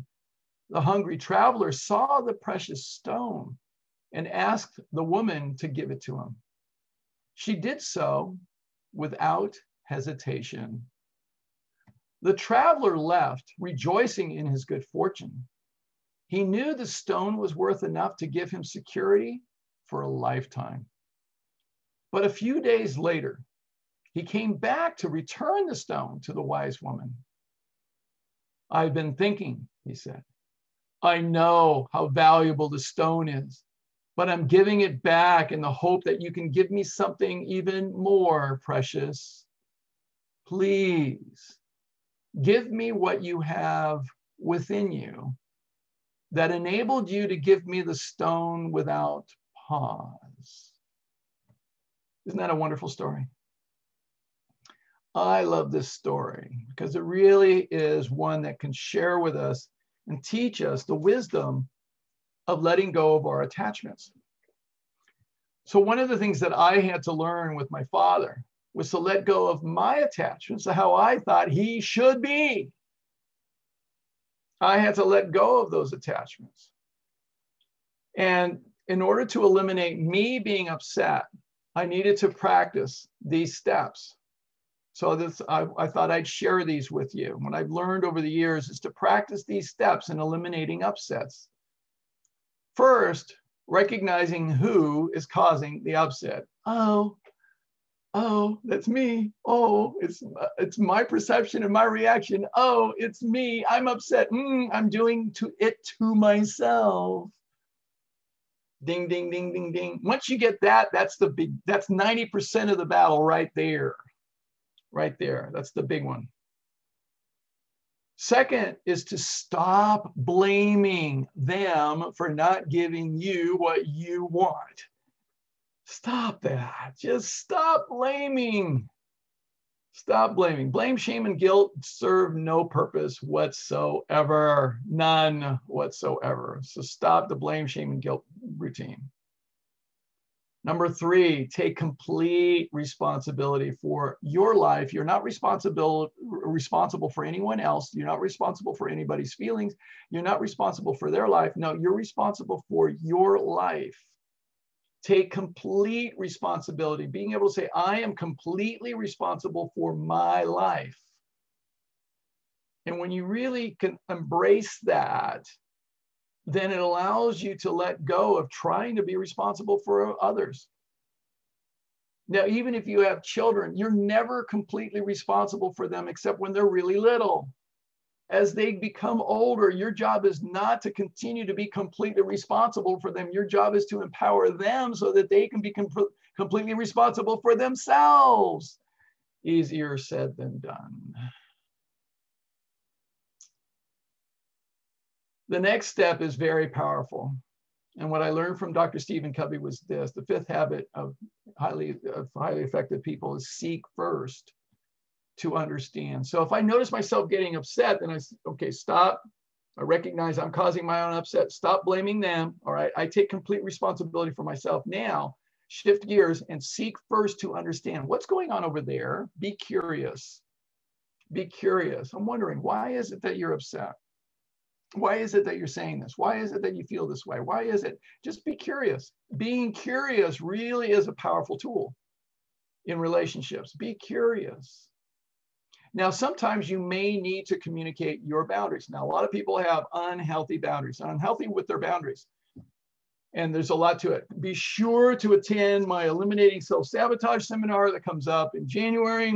Don't miss it. Don't miss it at all, because we'll talk about what the things that cause us to be unhealthy in our boundaries. And sometimes we may need to communicate healthy boundaries by simply being able to say, Brene Brown talks about this. Brene Brown is being able to communicate your boundaries is simply being able to state clearly what's okay and what's not okay. What's okay, what's not okay. Now, when you do this, you'll be at peace. And then the world is one person closer to being peaceful as a whole. So what happened to me back in about 2005, 2006, I went down to Southern California to visit a friend and my parents. So I visited my friend in Santa Monica. And then, so we had lunch in Santa Monica. And then I said, okay, I'm going to drive from Santa Monica in the afternoon to my parents' house, which is just on the other side of downtown Los Angeles. So I figured, okay, my parents want me to be there before 6 o'clock. We're planning to leave for dinner at 6. Okay, fine. I'll leave Santa Monica at 4:30. Should be plenty enough time to go 35 miles. Not a problem. It's an easy straight shot down Santa Monica Freeway, go down Long Beach Freeway for a couple miles, and I'm there. Really easy. So I got on the freeway at 4:30 in the afternoon. All right. Perfectly, hour and a half, plenty of time. So I got on Santa Monica Freeway. Now, mind you, the Santa Monica Freeway is considered one of the most highly traveled freeways in the world. And this day, it seemed like everybody in the world was on the Santa Monica Freeway. I'd never seen so much traffic on a Saturday. On a Saturday afternoon, everybody is on the Santa Monica Freeway, and I'm stuck in the fast lane. Oh my God, and it's bumper to bumper. And it's moving so slowly. Oh, it was painful. It was painful. After about 45 minutes, okay, so it's about 5:15, I get on the phone and I call, my mother answers the phone. And I said, Mama, I don't know what's going on. There is so much traffic on the Santa Monica Freeway. I'm only as far as Crenshaw Boulevard, which isn't very far. All right. And she knew where that was. And she said, it's okay. Just get here when you get here, travel safely, and let us know when you get on the other side of downtown. I said, okay, I'll do that. So at 10 minutes to 6, no, 5 minutes to 6, 5 minutes to 6, I just crossed downtown.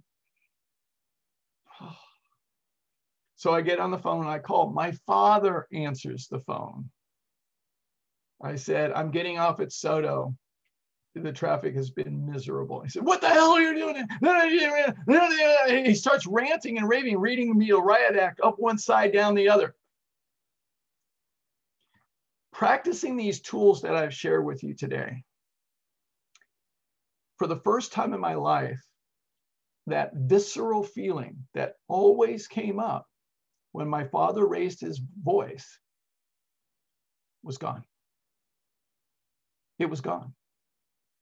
Now, I'm not saying this is going to happen immediately. It's not automatic. Okay, it's a practice. You will have to practice this. But for the first time in my life, that visceral feeling, you know what I'm talking about, that strain, that nervousness, that anxiety, that all of that, because I mean, I got conditioned as a young child to always be in the state of sympathetic, where as soon as my father raised his voice, oh my God, it was like Armageddon was coming.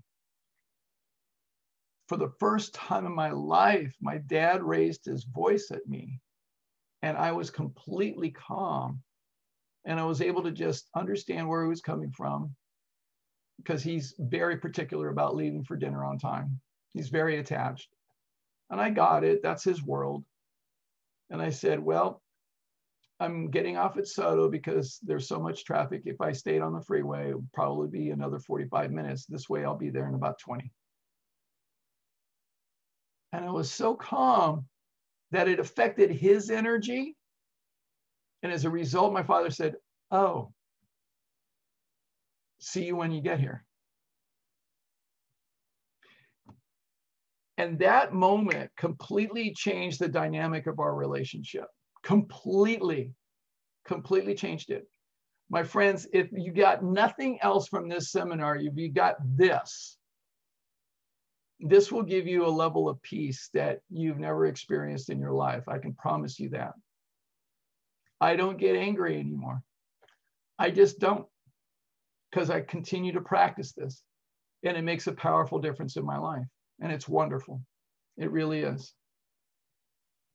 Now, sometimes people get into the state of conflict. And when we see conflict, it's oftentimes like this. We as human beings are functioning just like dogs in a tug of war on a rope. I want it. No, I want it. And that's what we do. All right. So we act like dogs, and that's what we do. And so what we do at the subconscious level is we start to invoke our defense strategies in the state of conflict. Pointing the finger of blame is one defense strategy. Another is yelling. And you get one yelling and the other's yelling louder, and we get back and forth and nobody's listening. Another defense strategy is putting on the gloves and saying, oh, let's fight it out. All right, whoever's left standing wins. All right, and then if that doesn't work, say, well, there's no way I'm going to lose. I'm going to roll out the tanks and I'm going to kill you. All right, destroy you. All right, so people do the craziest things. In psychology, it's rather interesting because we define beliefs as strongly held opinions. And what's fascinating and really ludicrous is that we actually are willing to go to war just because of a difference of beliefs. That's insanity. That's insanity. We're all different in our beliefs, every single one of us. And so we import these defense strategies. So what we need to be able to do is at least one person has to calm down, or you need somebody to be an intermediary to actually to mediate this whole situation. So the tool that I have used and modified over the years is something called the communication pentagon. It works really well when it comes to conflict, and it's a conversation prompt, okay? So this is a prompt for a conversation. It's not a one-way function here. This is not a one-way situation. It's a conversation. It's a dialogue. So it's to be able to say, all right, Johnny, here's what I noticed. Here's what I observed. Here's what I see. So this is where I'm sharing the facts from my perspective. And this is using also the skills of nonviolent communication. So I'm sharing the facts from my perspective, and I'm not being attacking. I'm being very non-confrontational. And this is what I notice, what I observe, what I see. And then when I share that, I ask, what do you notice? What do you observe? What do you see? So you're asking, what do you notice? What are the facts from your perspective? I want to understand. All right. And then the second part is what I think. Here are the reasons for the problem. Here's what I think is contributing to the problem. Here's what I think are some of my rationale around this. And then ask, what do you think? What do you think could be causing this problem? Okay. So you want to get their perspective. And then third, here's what I feel is the impact on me, on you, on everyone else. Here's what I feel. All right. So I'm owning this. This is me. This is what I feel. Okay.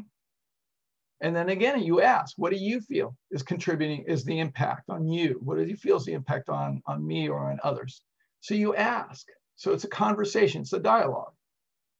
Now what we do is we take those first three as looking at and examining the problem, but now we're going to shift. We're going to shift to solution consciousness and looking at what I see is missing that could actually make a difference, some potential solutions. Here's what I suggest. Here's what I propose. Here's what I see is missing that could actually make a difference here. Okay, what do you see that is missing? Again, it's a dialogue. What do you see is missing that can make a difference? And then finally, here's what I request. Here's what I propose. Here's what I'd like to see. Here's what I ask. And you're looking to create a win-win all the way around. All the way around. And then you ask, do you accept my request? Do you have a counter proposal? Do you have anything else is there anything that you would like to request? So you negotiate at that point a solution to the problem, and it really becomes very effective in terms of negotiating. I have helped negotiate many conflicts for many organizations over the years, and this tool has become very helpful in being able to facilitate that negotiation process. It's very, very good. Works really well. All right, so that's door number 2. Whew. Hopefully you got a lot of tools there to help you when it comes to interpersonal relationships. So now let's step into door number 3. So door number 3 are the internal fears. The internal stressors are conquering our own fears. Conquering our own fears. Now, I chose this picture intentionally. So this is a picture of Oprah Winfrey, December 12th, 2012, being guided by Tony Robbins over 20 feet of hot coals between 1100 and 2000 degrees. She successfully completed the journey over those 20 feet. I was a few rows down that same night, and I walked over those same hot coals of 20 feet, not that same exact pad, but a different pad. There were a whole bunch of us. There were over 4,000 of us that night that walked over the hot coals in Los Angeles at the Los Angeles Convention Center. It was a remarkable evening. It was extraordinary. Tony Robbins is an amazing coach. And what he did is he spent over 3.5 hours preparing all of us as participants in the program to eliminate all fear. Because you cannot walk over hot coals with any shred of fear in your mind. You cannot. It won't work. You have to be able to eliminate all fear. So the internal stressors that we create are the ones that we create ourselves in our own mind. And what we've shown in the research is this, is very fascinating. Dr. Carol Dweck at Stanford University has done tremendous work looking at why is it that some children who seem to have every opportunity growing up, and yet they struggle? And why is it that other children who seem to have every disadvantage thinkable, and yet they excel? She studied this for over 30 years. And what she was able to determine The reason because of that difference is because it boils down to our mindset. And what her research showed is that we are either functioning in a fixed mindset or a growth mindset at any given moment. We can go back and forth between the two because it corresponds with our central nervous system. The fixed mindset is attached. It has an attachment, believing that talent is inborn, and it's a desire to be seen as perfect and talented. Either you got it or you don't. You're a winner or you're a loser. You're a success or a failure. So it's the fixed mindset. Whereas the growth mindset believes that ability can be developed. It's all about learning. It's all about growing. It's all about improving. There is no success. There is no failure. It's just about learning to become a better me. We can operate in either the fixed mindset or the growth mindset in any given moment. And what happens a lot of times is that we function too much in the fixed mindset. And so that our fears live in the fixed mindset. That's where our fears live. So we have a choice in how we operate in our mindset. We do. We can choose to be in the growth mindset or the fixed mindset. The last seminar, I talked more about how do we facilitate being in the growth mindset. But we have a choice. We can either be attached to our standards and ideals, which is functioning in the fixed mindset, and an attachment to perfection. It's an attachment to perfection, the ideal. And when we get stuck there, it's never truly fulfilling. It never is. You can be extremely accomplished, but not really happy. The other choice is to be grounded in our values and principles. Now, this is consistent with the growth mindset. And this is a commitment to learning. It's not an attachment to perfection. It's just learning, constantly learning and growing, which is what I do all the time. That's why every single one of my seminars is always different. This is always fulfilling. It really makes a difference. So we have a choice as to how we're going to operate. And this is an important lesson to teach our children as well. The problem that we face in our culture a lot of the times is that we have so much brainwashing into a dysfunctional paradigm. One of the dysfunctional paradigms that we are confronting in our culture is that accomplishment equals success. So you have to work really hard and you got to get good grades in school so you can go to college and get good grades in college so that you can get a good job, so you can accomplish a whole lot and then you can be successful. See how that old scenario goes? But the thing is, it's dysfunctional. It really isn't the case. We're brainwashed into believing that it's the case. Now, one of my wonderful, most favorite teachers is Coach John Wooden, who coached the UCLA Bruins basketball team to 10 national championships. He completely addressed this dysfunctional paradigm. He realized that so much of the world was all focused on accomplishment as the equation equating to success. He realized that people would judge him based on his wins versus losses record as whether he was a success or a failure. And he said, no, that's not real world. That's not the reality of how life really works. So he actually distinguished the difference between accomplishment and success. There's a difference. They are not the same. Accomplishment is winning the prize, attaining the goal, accomplishing different tasks. Okay, that's accomplishment. All well and good, nothing wrong with it, but it's not the same as success.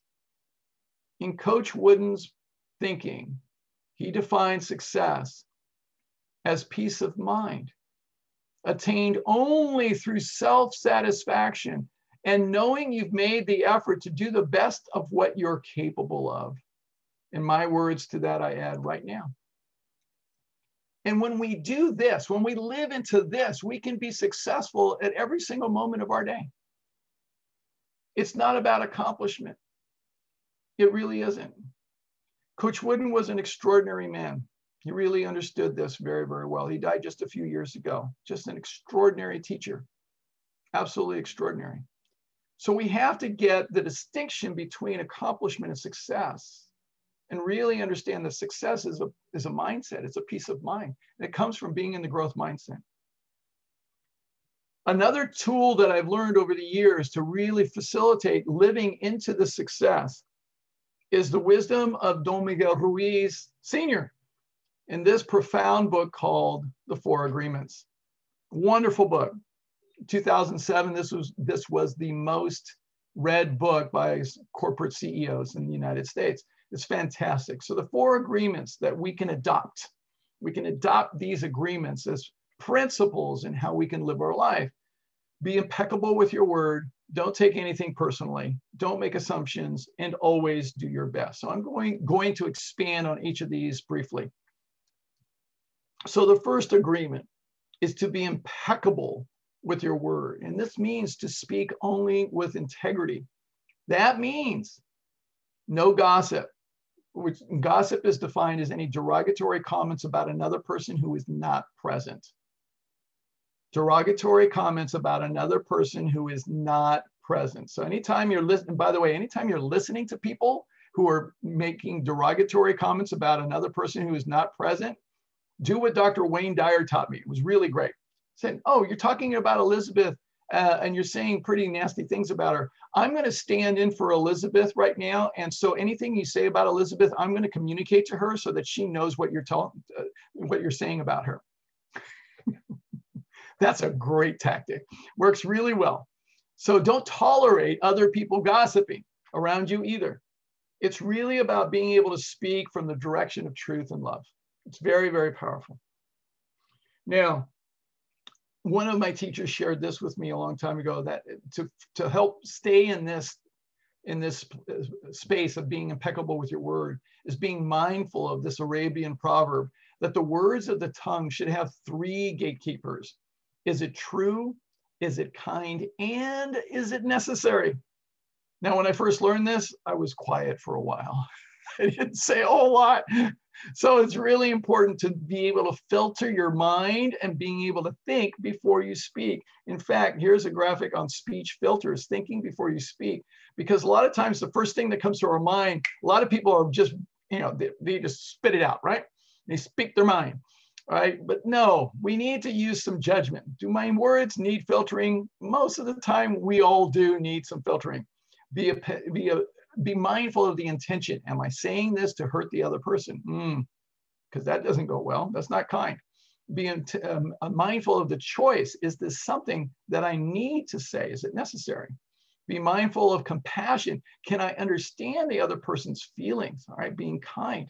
Again, all right. And then empathy. Can I see the other person's point of view? Seek first to understand. All right, did I listen properly? Did I give the other person a chance to explain or apologize? Yeah, sometimes we cut people off. So be patient. And then, will this embarrass the person? Is there a better way or time or place to say this? And then finally, are my words being respectful? How would I feel if someone said this to me? So be mindful of all these filters before speaking. It is a very useful guide, really is. Two of the most powerful words that we can say, not only to others, but even to ourselves, are I am, because these are the most powerful words, because whatever we say after them consistently will absolutely shape our reality. One day I was working with my client. She is a very high-powered business professional. She owns a company and does extremely well. But one day on the call, she was saying, I'm tired, I'm exhausted, I'm overwhelmed. I'm tired, I'm exhausted, I'm overwhelmed. I'm tired, I'm exhausted, I'm overwhelmed. So the third time she said it, I said, stop. I said, have you listened to what you've been saying? Because I've caught this 3 times already and it hasn't changed. And she said, what have I been saying? I said, you've been saying, I'm tired, I'm exhausted, I'm overwhelmed. I'm getting tired and exhausted and overwhelmed of hearing you say that again and again. I said, now that is not you.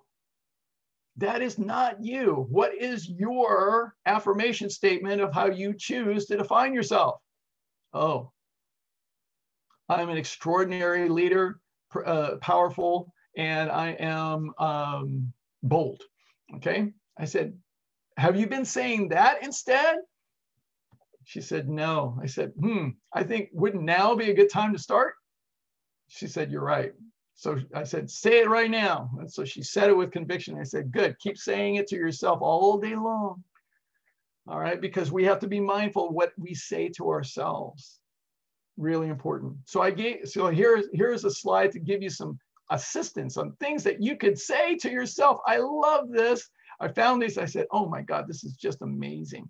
All right, so I am active, adventurous, authentic, awesome, beautiful, bold, brave, capable, caring, confident, courageous, curious, dependable, determined, distinct, dynamic, energetic, enthusiastic, exceptional, fascinating, feisty, fun, gutsy, happy, hardworking, healthy, helpful, honest, imaginative, important, interesting, intelligent, joyful, kind, likable, lively, loyal, magical, motivated, memorable, myself, natural, nice, noticeable, open-minded, optimistic, original, persistent, positive, precious, proud, quirky, real, reliable, resourceful, responsible, sharp, spiritual, surprising, sympathetic, thoughtful, tolerant, trustworthy, unique, unselfish, upbeat, valuable, versatile, vigorous, warm, wise, wonderful, young, extra special, flexible, zany. Whew. All right, it's a good list. If you need any kind of prompting, that's a good list to go to. Another list: I am happy, I'm healthy, I'm wealthy, secure, worthy, positive, blessed, grateful, beautiful, confident, courageous. I'm excited about today. I am loved. All right, say that every morning. Wow, charge yourself up every single day. Because most of the time we're saying all the negative stuff. Stop doing that. You don't need that anymore. Stop doing that. So that's the first agreement. Second agreement: don't take anything personally.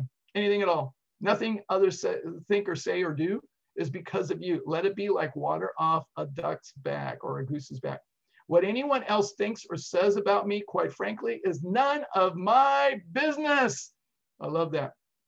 Okay, so practice doing that. So that's the second agreement. Okay, the third agreement is don't make assumptions. Very dangerous. Very, very dangerous. When you assume, you know what happens. Okay, so find the courage to ask questions and express what you really want. All right, communicate. Anything, and I love this when I was taught this by one of my teachers, anything can be resolved inside of communication. Anything can be resolved inside of communication. Really powerful. And then the fourth agreement, also very, very powerful. Always do your best. Always do your best. Now, it may change from moment to moment, all right? It may change, but always just do your best. Do your best at practicing the first three agreements and everything else in your life. I love what Jackson Brown says, is that strive for excellence, not perfection. That's the path. That's the path. Now, if we do all of this, the opposite of stress to me is being happy. All right, that's the opposite of stress. If we weren't stressed, we'd be happy, right? We'd be happy. I'm sure you would like to be happy. So there's this fabulous documentary I'm going to encourage all of you to watch if you have not seen it. It's called, interestingly enough, Happy. All right, so it's a great documentary because we now have a new field in psychology. It's called happiness psychology. I love it. It's so great.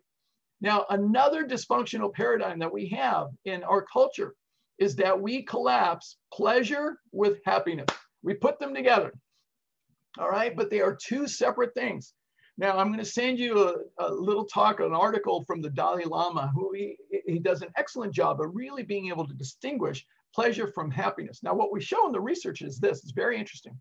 When we pursue pleasure, it interacts with the limbic brain, which is much more sympathetic. Very little interaction with the frontal cortex. When we pursue happiness, it actually neurologically integrates the whole brain in a very most comprehensive way. So it's pretty amazing what we see. So seeking pleasure, which is consistent with the sympathetic branch of the central nervous system and the fixed mindset, it's immediate gratification, temporary pleasure, temporary. It's always temporary. There's very little effort involved, and it usually fluctuates. We're also seeking to avoid pain. So when we're in the sympathetic state, we seek pleasure, avoiding pain, and conserving energy. All right, so those are the three things that we do in the sympathetic state. And when we seek out pleasure, it generally leads to more suffering. Now, when I've worked with my clients down in San Francisco and I get off the BART, I would walk down Market Street and I just watch people. I'm a psychologist, so I'm always watching people. And it's very fascinating to see people are seeking pleasure all the time with these phones in their hands. They're looking down and they're not interacting with anyone else. They're not looking forward. They're just in their phones. So they're seeking pleasure. So we have a pleasure-seeking culture today. But happiness is different. Happiness is delayed gratification, and it's sustainable over a longer period of time. It may require, and it usually requires consistency of effort. It's not short term, and it requires being persistent. It may require some initial pain and sacrifice, but that's okay, because the long term, it's going to be really great. But it leads in the end, as the Dalai Lama says, to liberation and no suffering. No suffering. There's no attachments. So it's really powerful. So we have to get that most of us as human beings are stuck in the pleasure trap. The pleasure trap, as my good friend Dr. Doug Lisle talks about, is when we're stuck in the pleasure trap, we're just operating at a very primal state. We're in the sympathetic state, and we're operating no different than a male shark or a female shark. So a female shark is swimming around and is thinking around about all day food, sex, food, sex, food, sex, food, sex. Whereas the male shark is swimming around and it's thinking about sex, food, sex, food, sex, food, sex, food. So these two sharks are swimming around. They're thinking about the same things in different orders. All right. They get together, and then we think that it's pure love. Oh my God, it was meant to be. Oh, nothing could be more deceiving. It's just pleasure attracting pleasure. That's all that's happening at this state. So it's really not love. It's not happiness. It's just pleasure. So we have to be mindful of this. To really step into happiness, we have to understand something very important, that happiness is a choice. It's not an outcome. It's not a result. Okay, nothing will make you happy. Nothing will make you happy until you absolutely choose to be happy. No person will make you happy unless you decide to be happy for yourself. Your happiness will not come to you from outside of you. No, it can only come from inside, from within. It can only come from within. That's the only way we can actually create happiness. So one of the affirmation statements that I have my clients say all the time is, I choose to be happy. And I choose that every day. I've been accused of being far too happy. Sorry, I am. I choose it. I am happy because I choose to be. So it's really important for us to choose to be happy. Ray Chambers was a Wall Street executive, and he had all the money, all the houses, the cars, the trappings, everything else, but he was miserable. And so he left all that world behind, and he studied with monks and other teachers to learn about how to actually be happy. And as a result, he is now coaching top Fortune 500 CEOs and executives on happiness. And so he has developed his 5 keys to happiness. And one of his clients is Jeff Weiner, who is the CEO of LinkedIn. And I'm going to send you the interview that Oprah Winfrey did with Jeff Weiner. So Ray Chambers' 5 keys to happiness. Number 1, live in the moment, in the present moment. It's better to be loving than to be right. Yes. And be a spectator to your own thoughts, especially when you become emotional.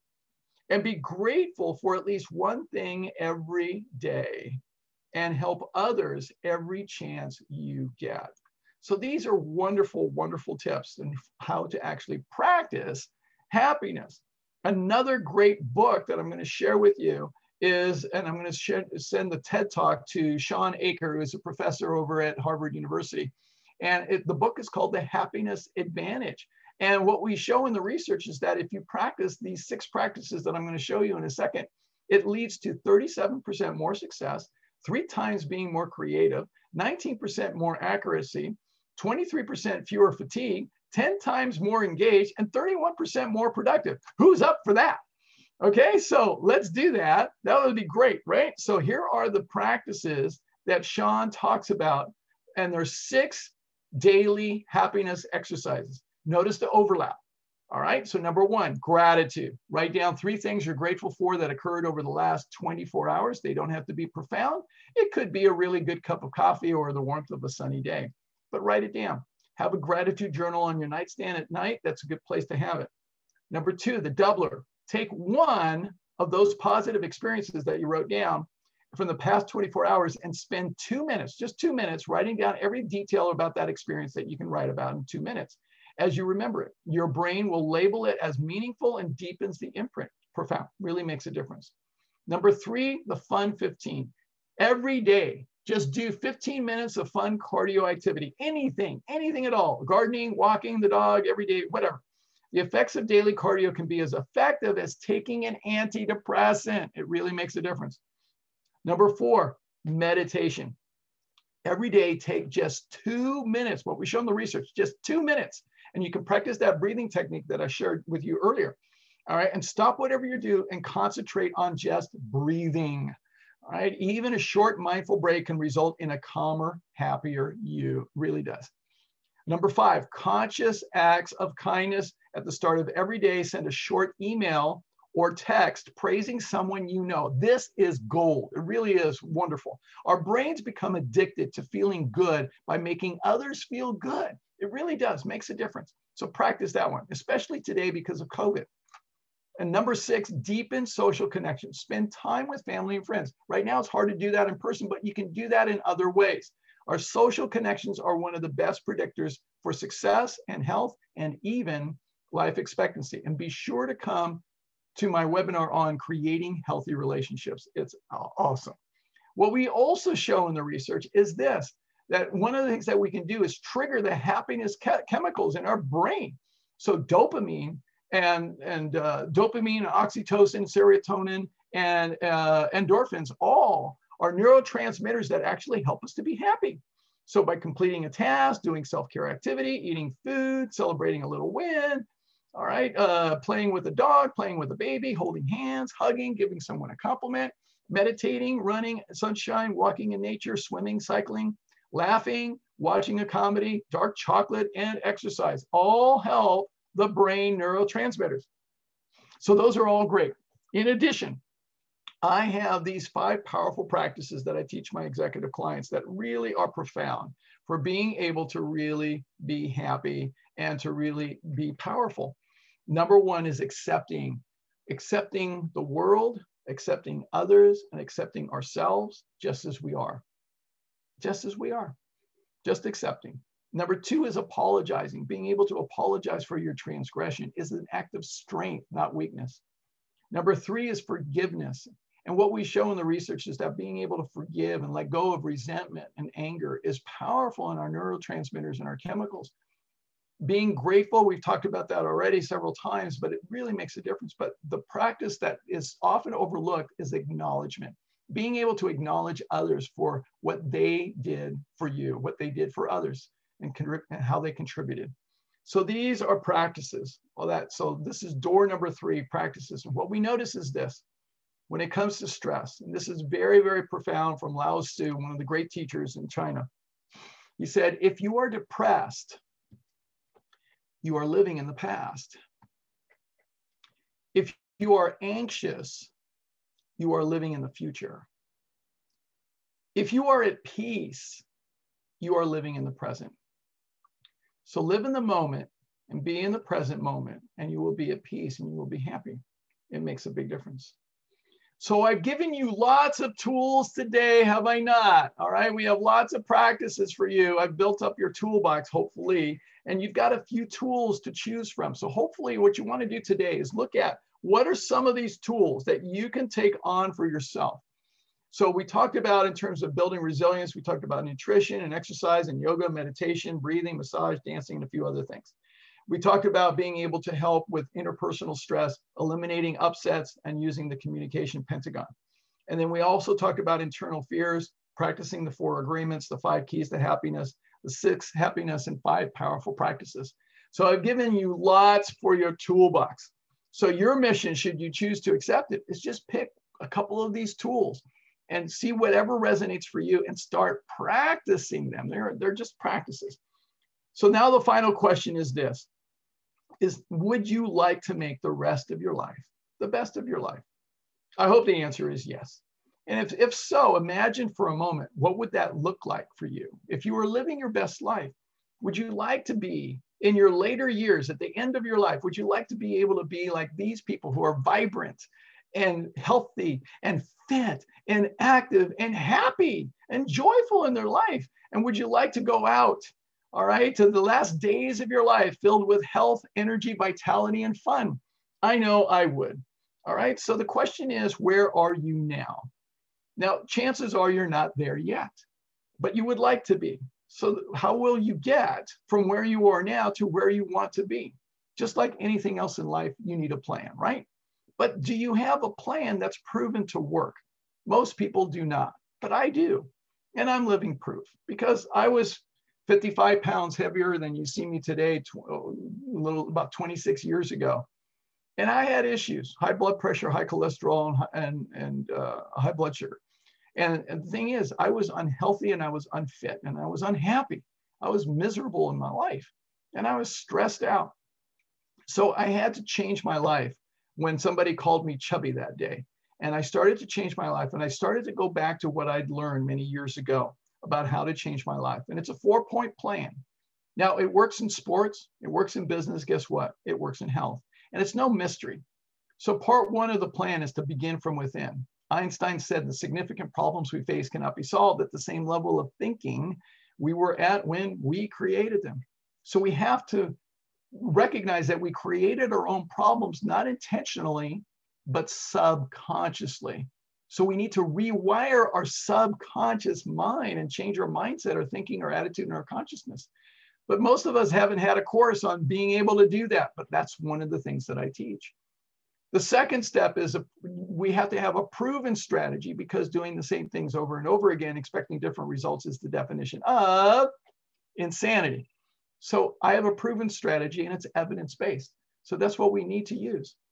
The third thing is that we need to set ourselves up intentionally and intelligently with support and accountability, because nobody graduates from high school without teachers and books. So we need to be able to set ourselves up and surround ourselves up to sustain that mindset and those behaviors. And then the fourth thing, which is no mystery, we need to be able to develop a track record of consistency, because consistency leads to developing those habits, and habits over time produce results. Habits over time produce results. So we need to be able to do all 4 of these, no mystery. Now, what I do, services that I do, just to share that with you, I'm going to send this all in the email to you, but I provide lifestyle medicine consultations one-on-one with people. This is my friend John. Here he is 75 pounds lighter than when he started with me when I first met him. And he's happy.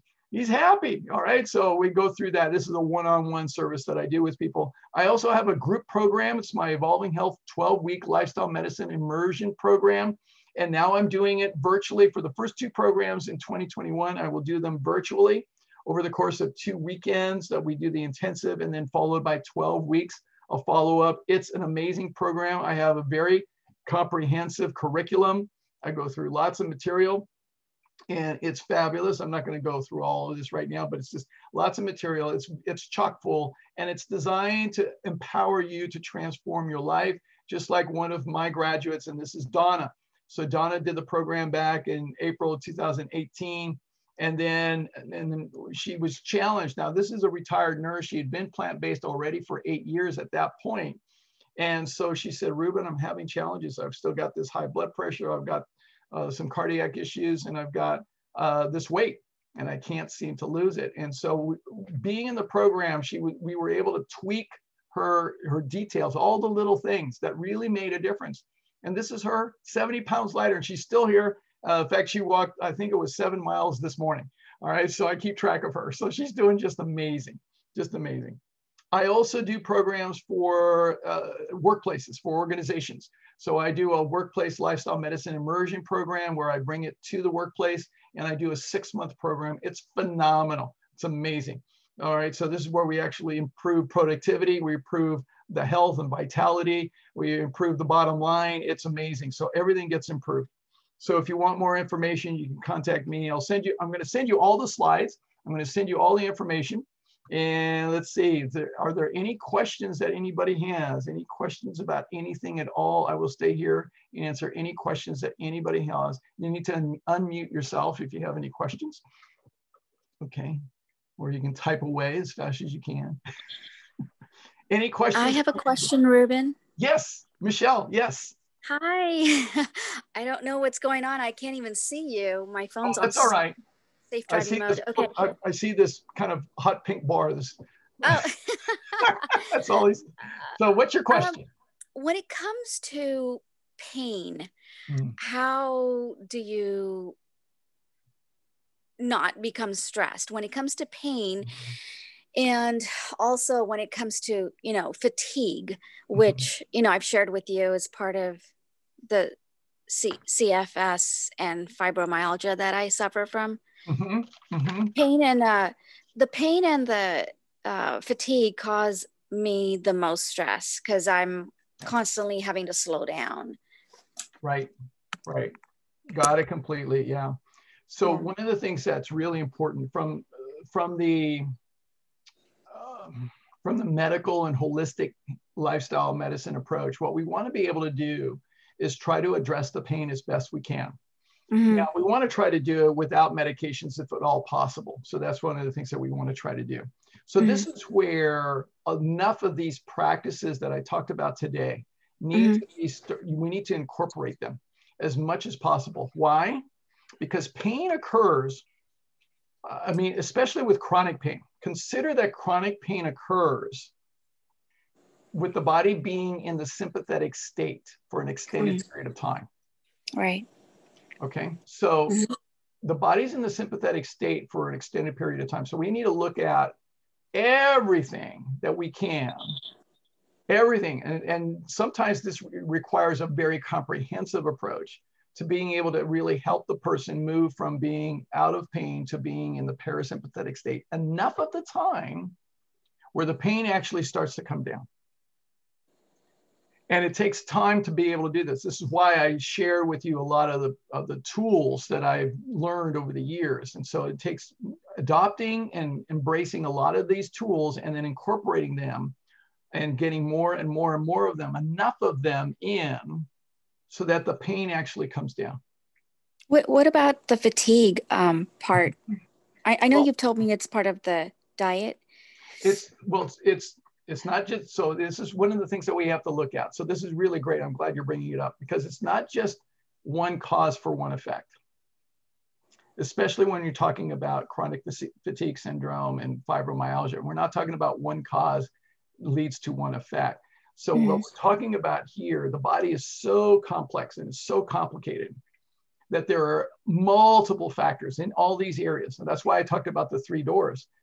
So what we want to look at is in all the areas, what can we do to start working on improving your lifestyle in every aspect in terms of your sleep, your diet, your hydration, your exercise, everything that we can to really mitigate being in the sympathetic state and try to push you over into the parasympathetic state more of the time. And it may take a while. You have to adopt one and then another habit and then another habit and another habit and another habit. And this is what happened with Donna, because what happened with Donna is that we finally got enough of those habits. It became a domino effect. Eventually, the weight started flying off. The pain started to go away. She started to feel so much better. I mean, but it wasn't one thing. It was multiple things. And all of them together led to this cumulative effect. So it takes time. This is why I work with people doing the lifestyle medicine consultations, because I have to map out everything that's going on so that we can start to create a plan. That's what I do with my consultations. I help people create an individualized plan so that they know exactly what they need to do to get started. And then it takes practice, it takes time. It took a long time for this to occur, for the pain to evolve and to emerge, and it'll take time for it to go away. Sure. Yeah. Yeah. So Thank you. I realize it's not a short, quick answer. I would love to be able to give that to you. I wish I could. I really do, but it will take time. It will take time. Sure. Yeah, I understand that. Yeah. Yeah. Really great question. Thank you for bringing that forward, because that is, that's a persistent stressor, is being in a state of pain for a long period of time. And so there's a lot that we need to do, including things like listening to music, including meditation, including all kinds of things. There's so many different tools that we need to incorporate. The fatigue is the one that causes me the most stress. Yeah, it's a vicious cycle for you because you've got fatigue and you got pain and you got all these other things going on. So it's a vicious cycle. So we need to address all of it. It's not just the fatigue, it's everything. It's everything. So we'll look at it. Yeah. Thank you. Thank you, Ruben. You're welcome. You're welcome. Yeah. Who else? Who else? Questions, comments, insights, ahas, illuminating moments, light bulb moments, anything at all. Anything at all. Share, anything. Okay. All right. Any more questions? Going once? Going twice? All right. Going 3 times? Okay. All right. Well, thank you. First of all, I just want to say a couple things. Next week, same time, same place, same station, I will be doing my Increasing Life Expectancy webinar. It's awesome.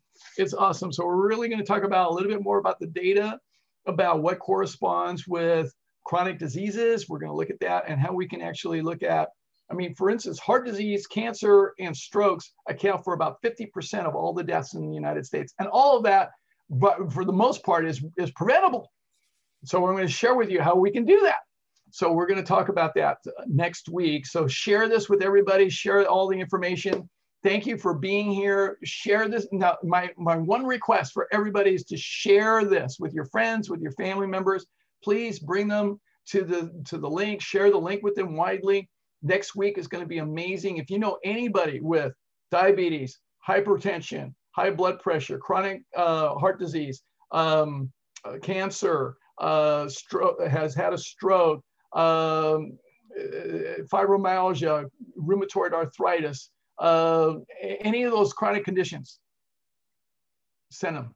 Okay, refer them. Ruben, I have a question. Yeah. I belong to a Facebook group for CFS, ME, fibromyalgia, and I was wondering, can I have you connect with the group over Facebook? Absolutely. Please do. Please do. Oh my, you're going to get bombarded. Great. I love it when a plan comes together. All right. Great. Yeah. Thank you. All right. Thank you all. Thank you so much. All right. I'm going to send you the email. I'm going to download the video. I will get that all set out to you. But thank you so much. I appreciate you all. Love you all. Have a fabulous week. All right. And I'll talk to you soon. Thank you. Thank you, Ruben. Thank you so much. You're Thank welcome. you.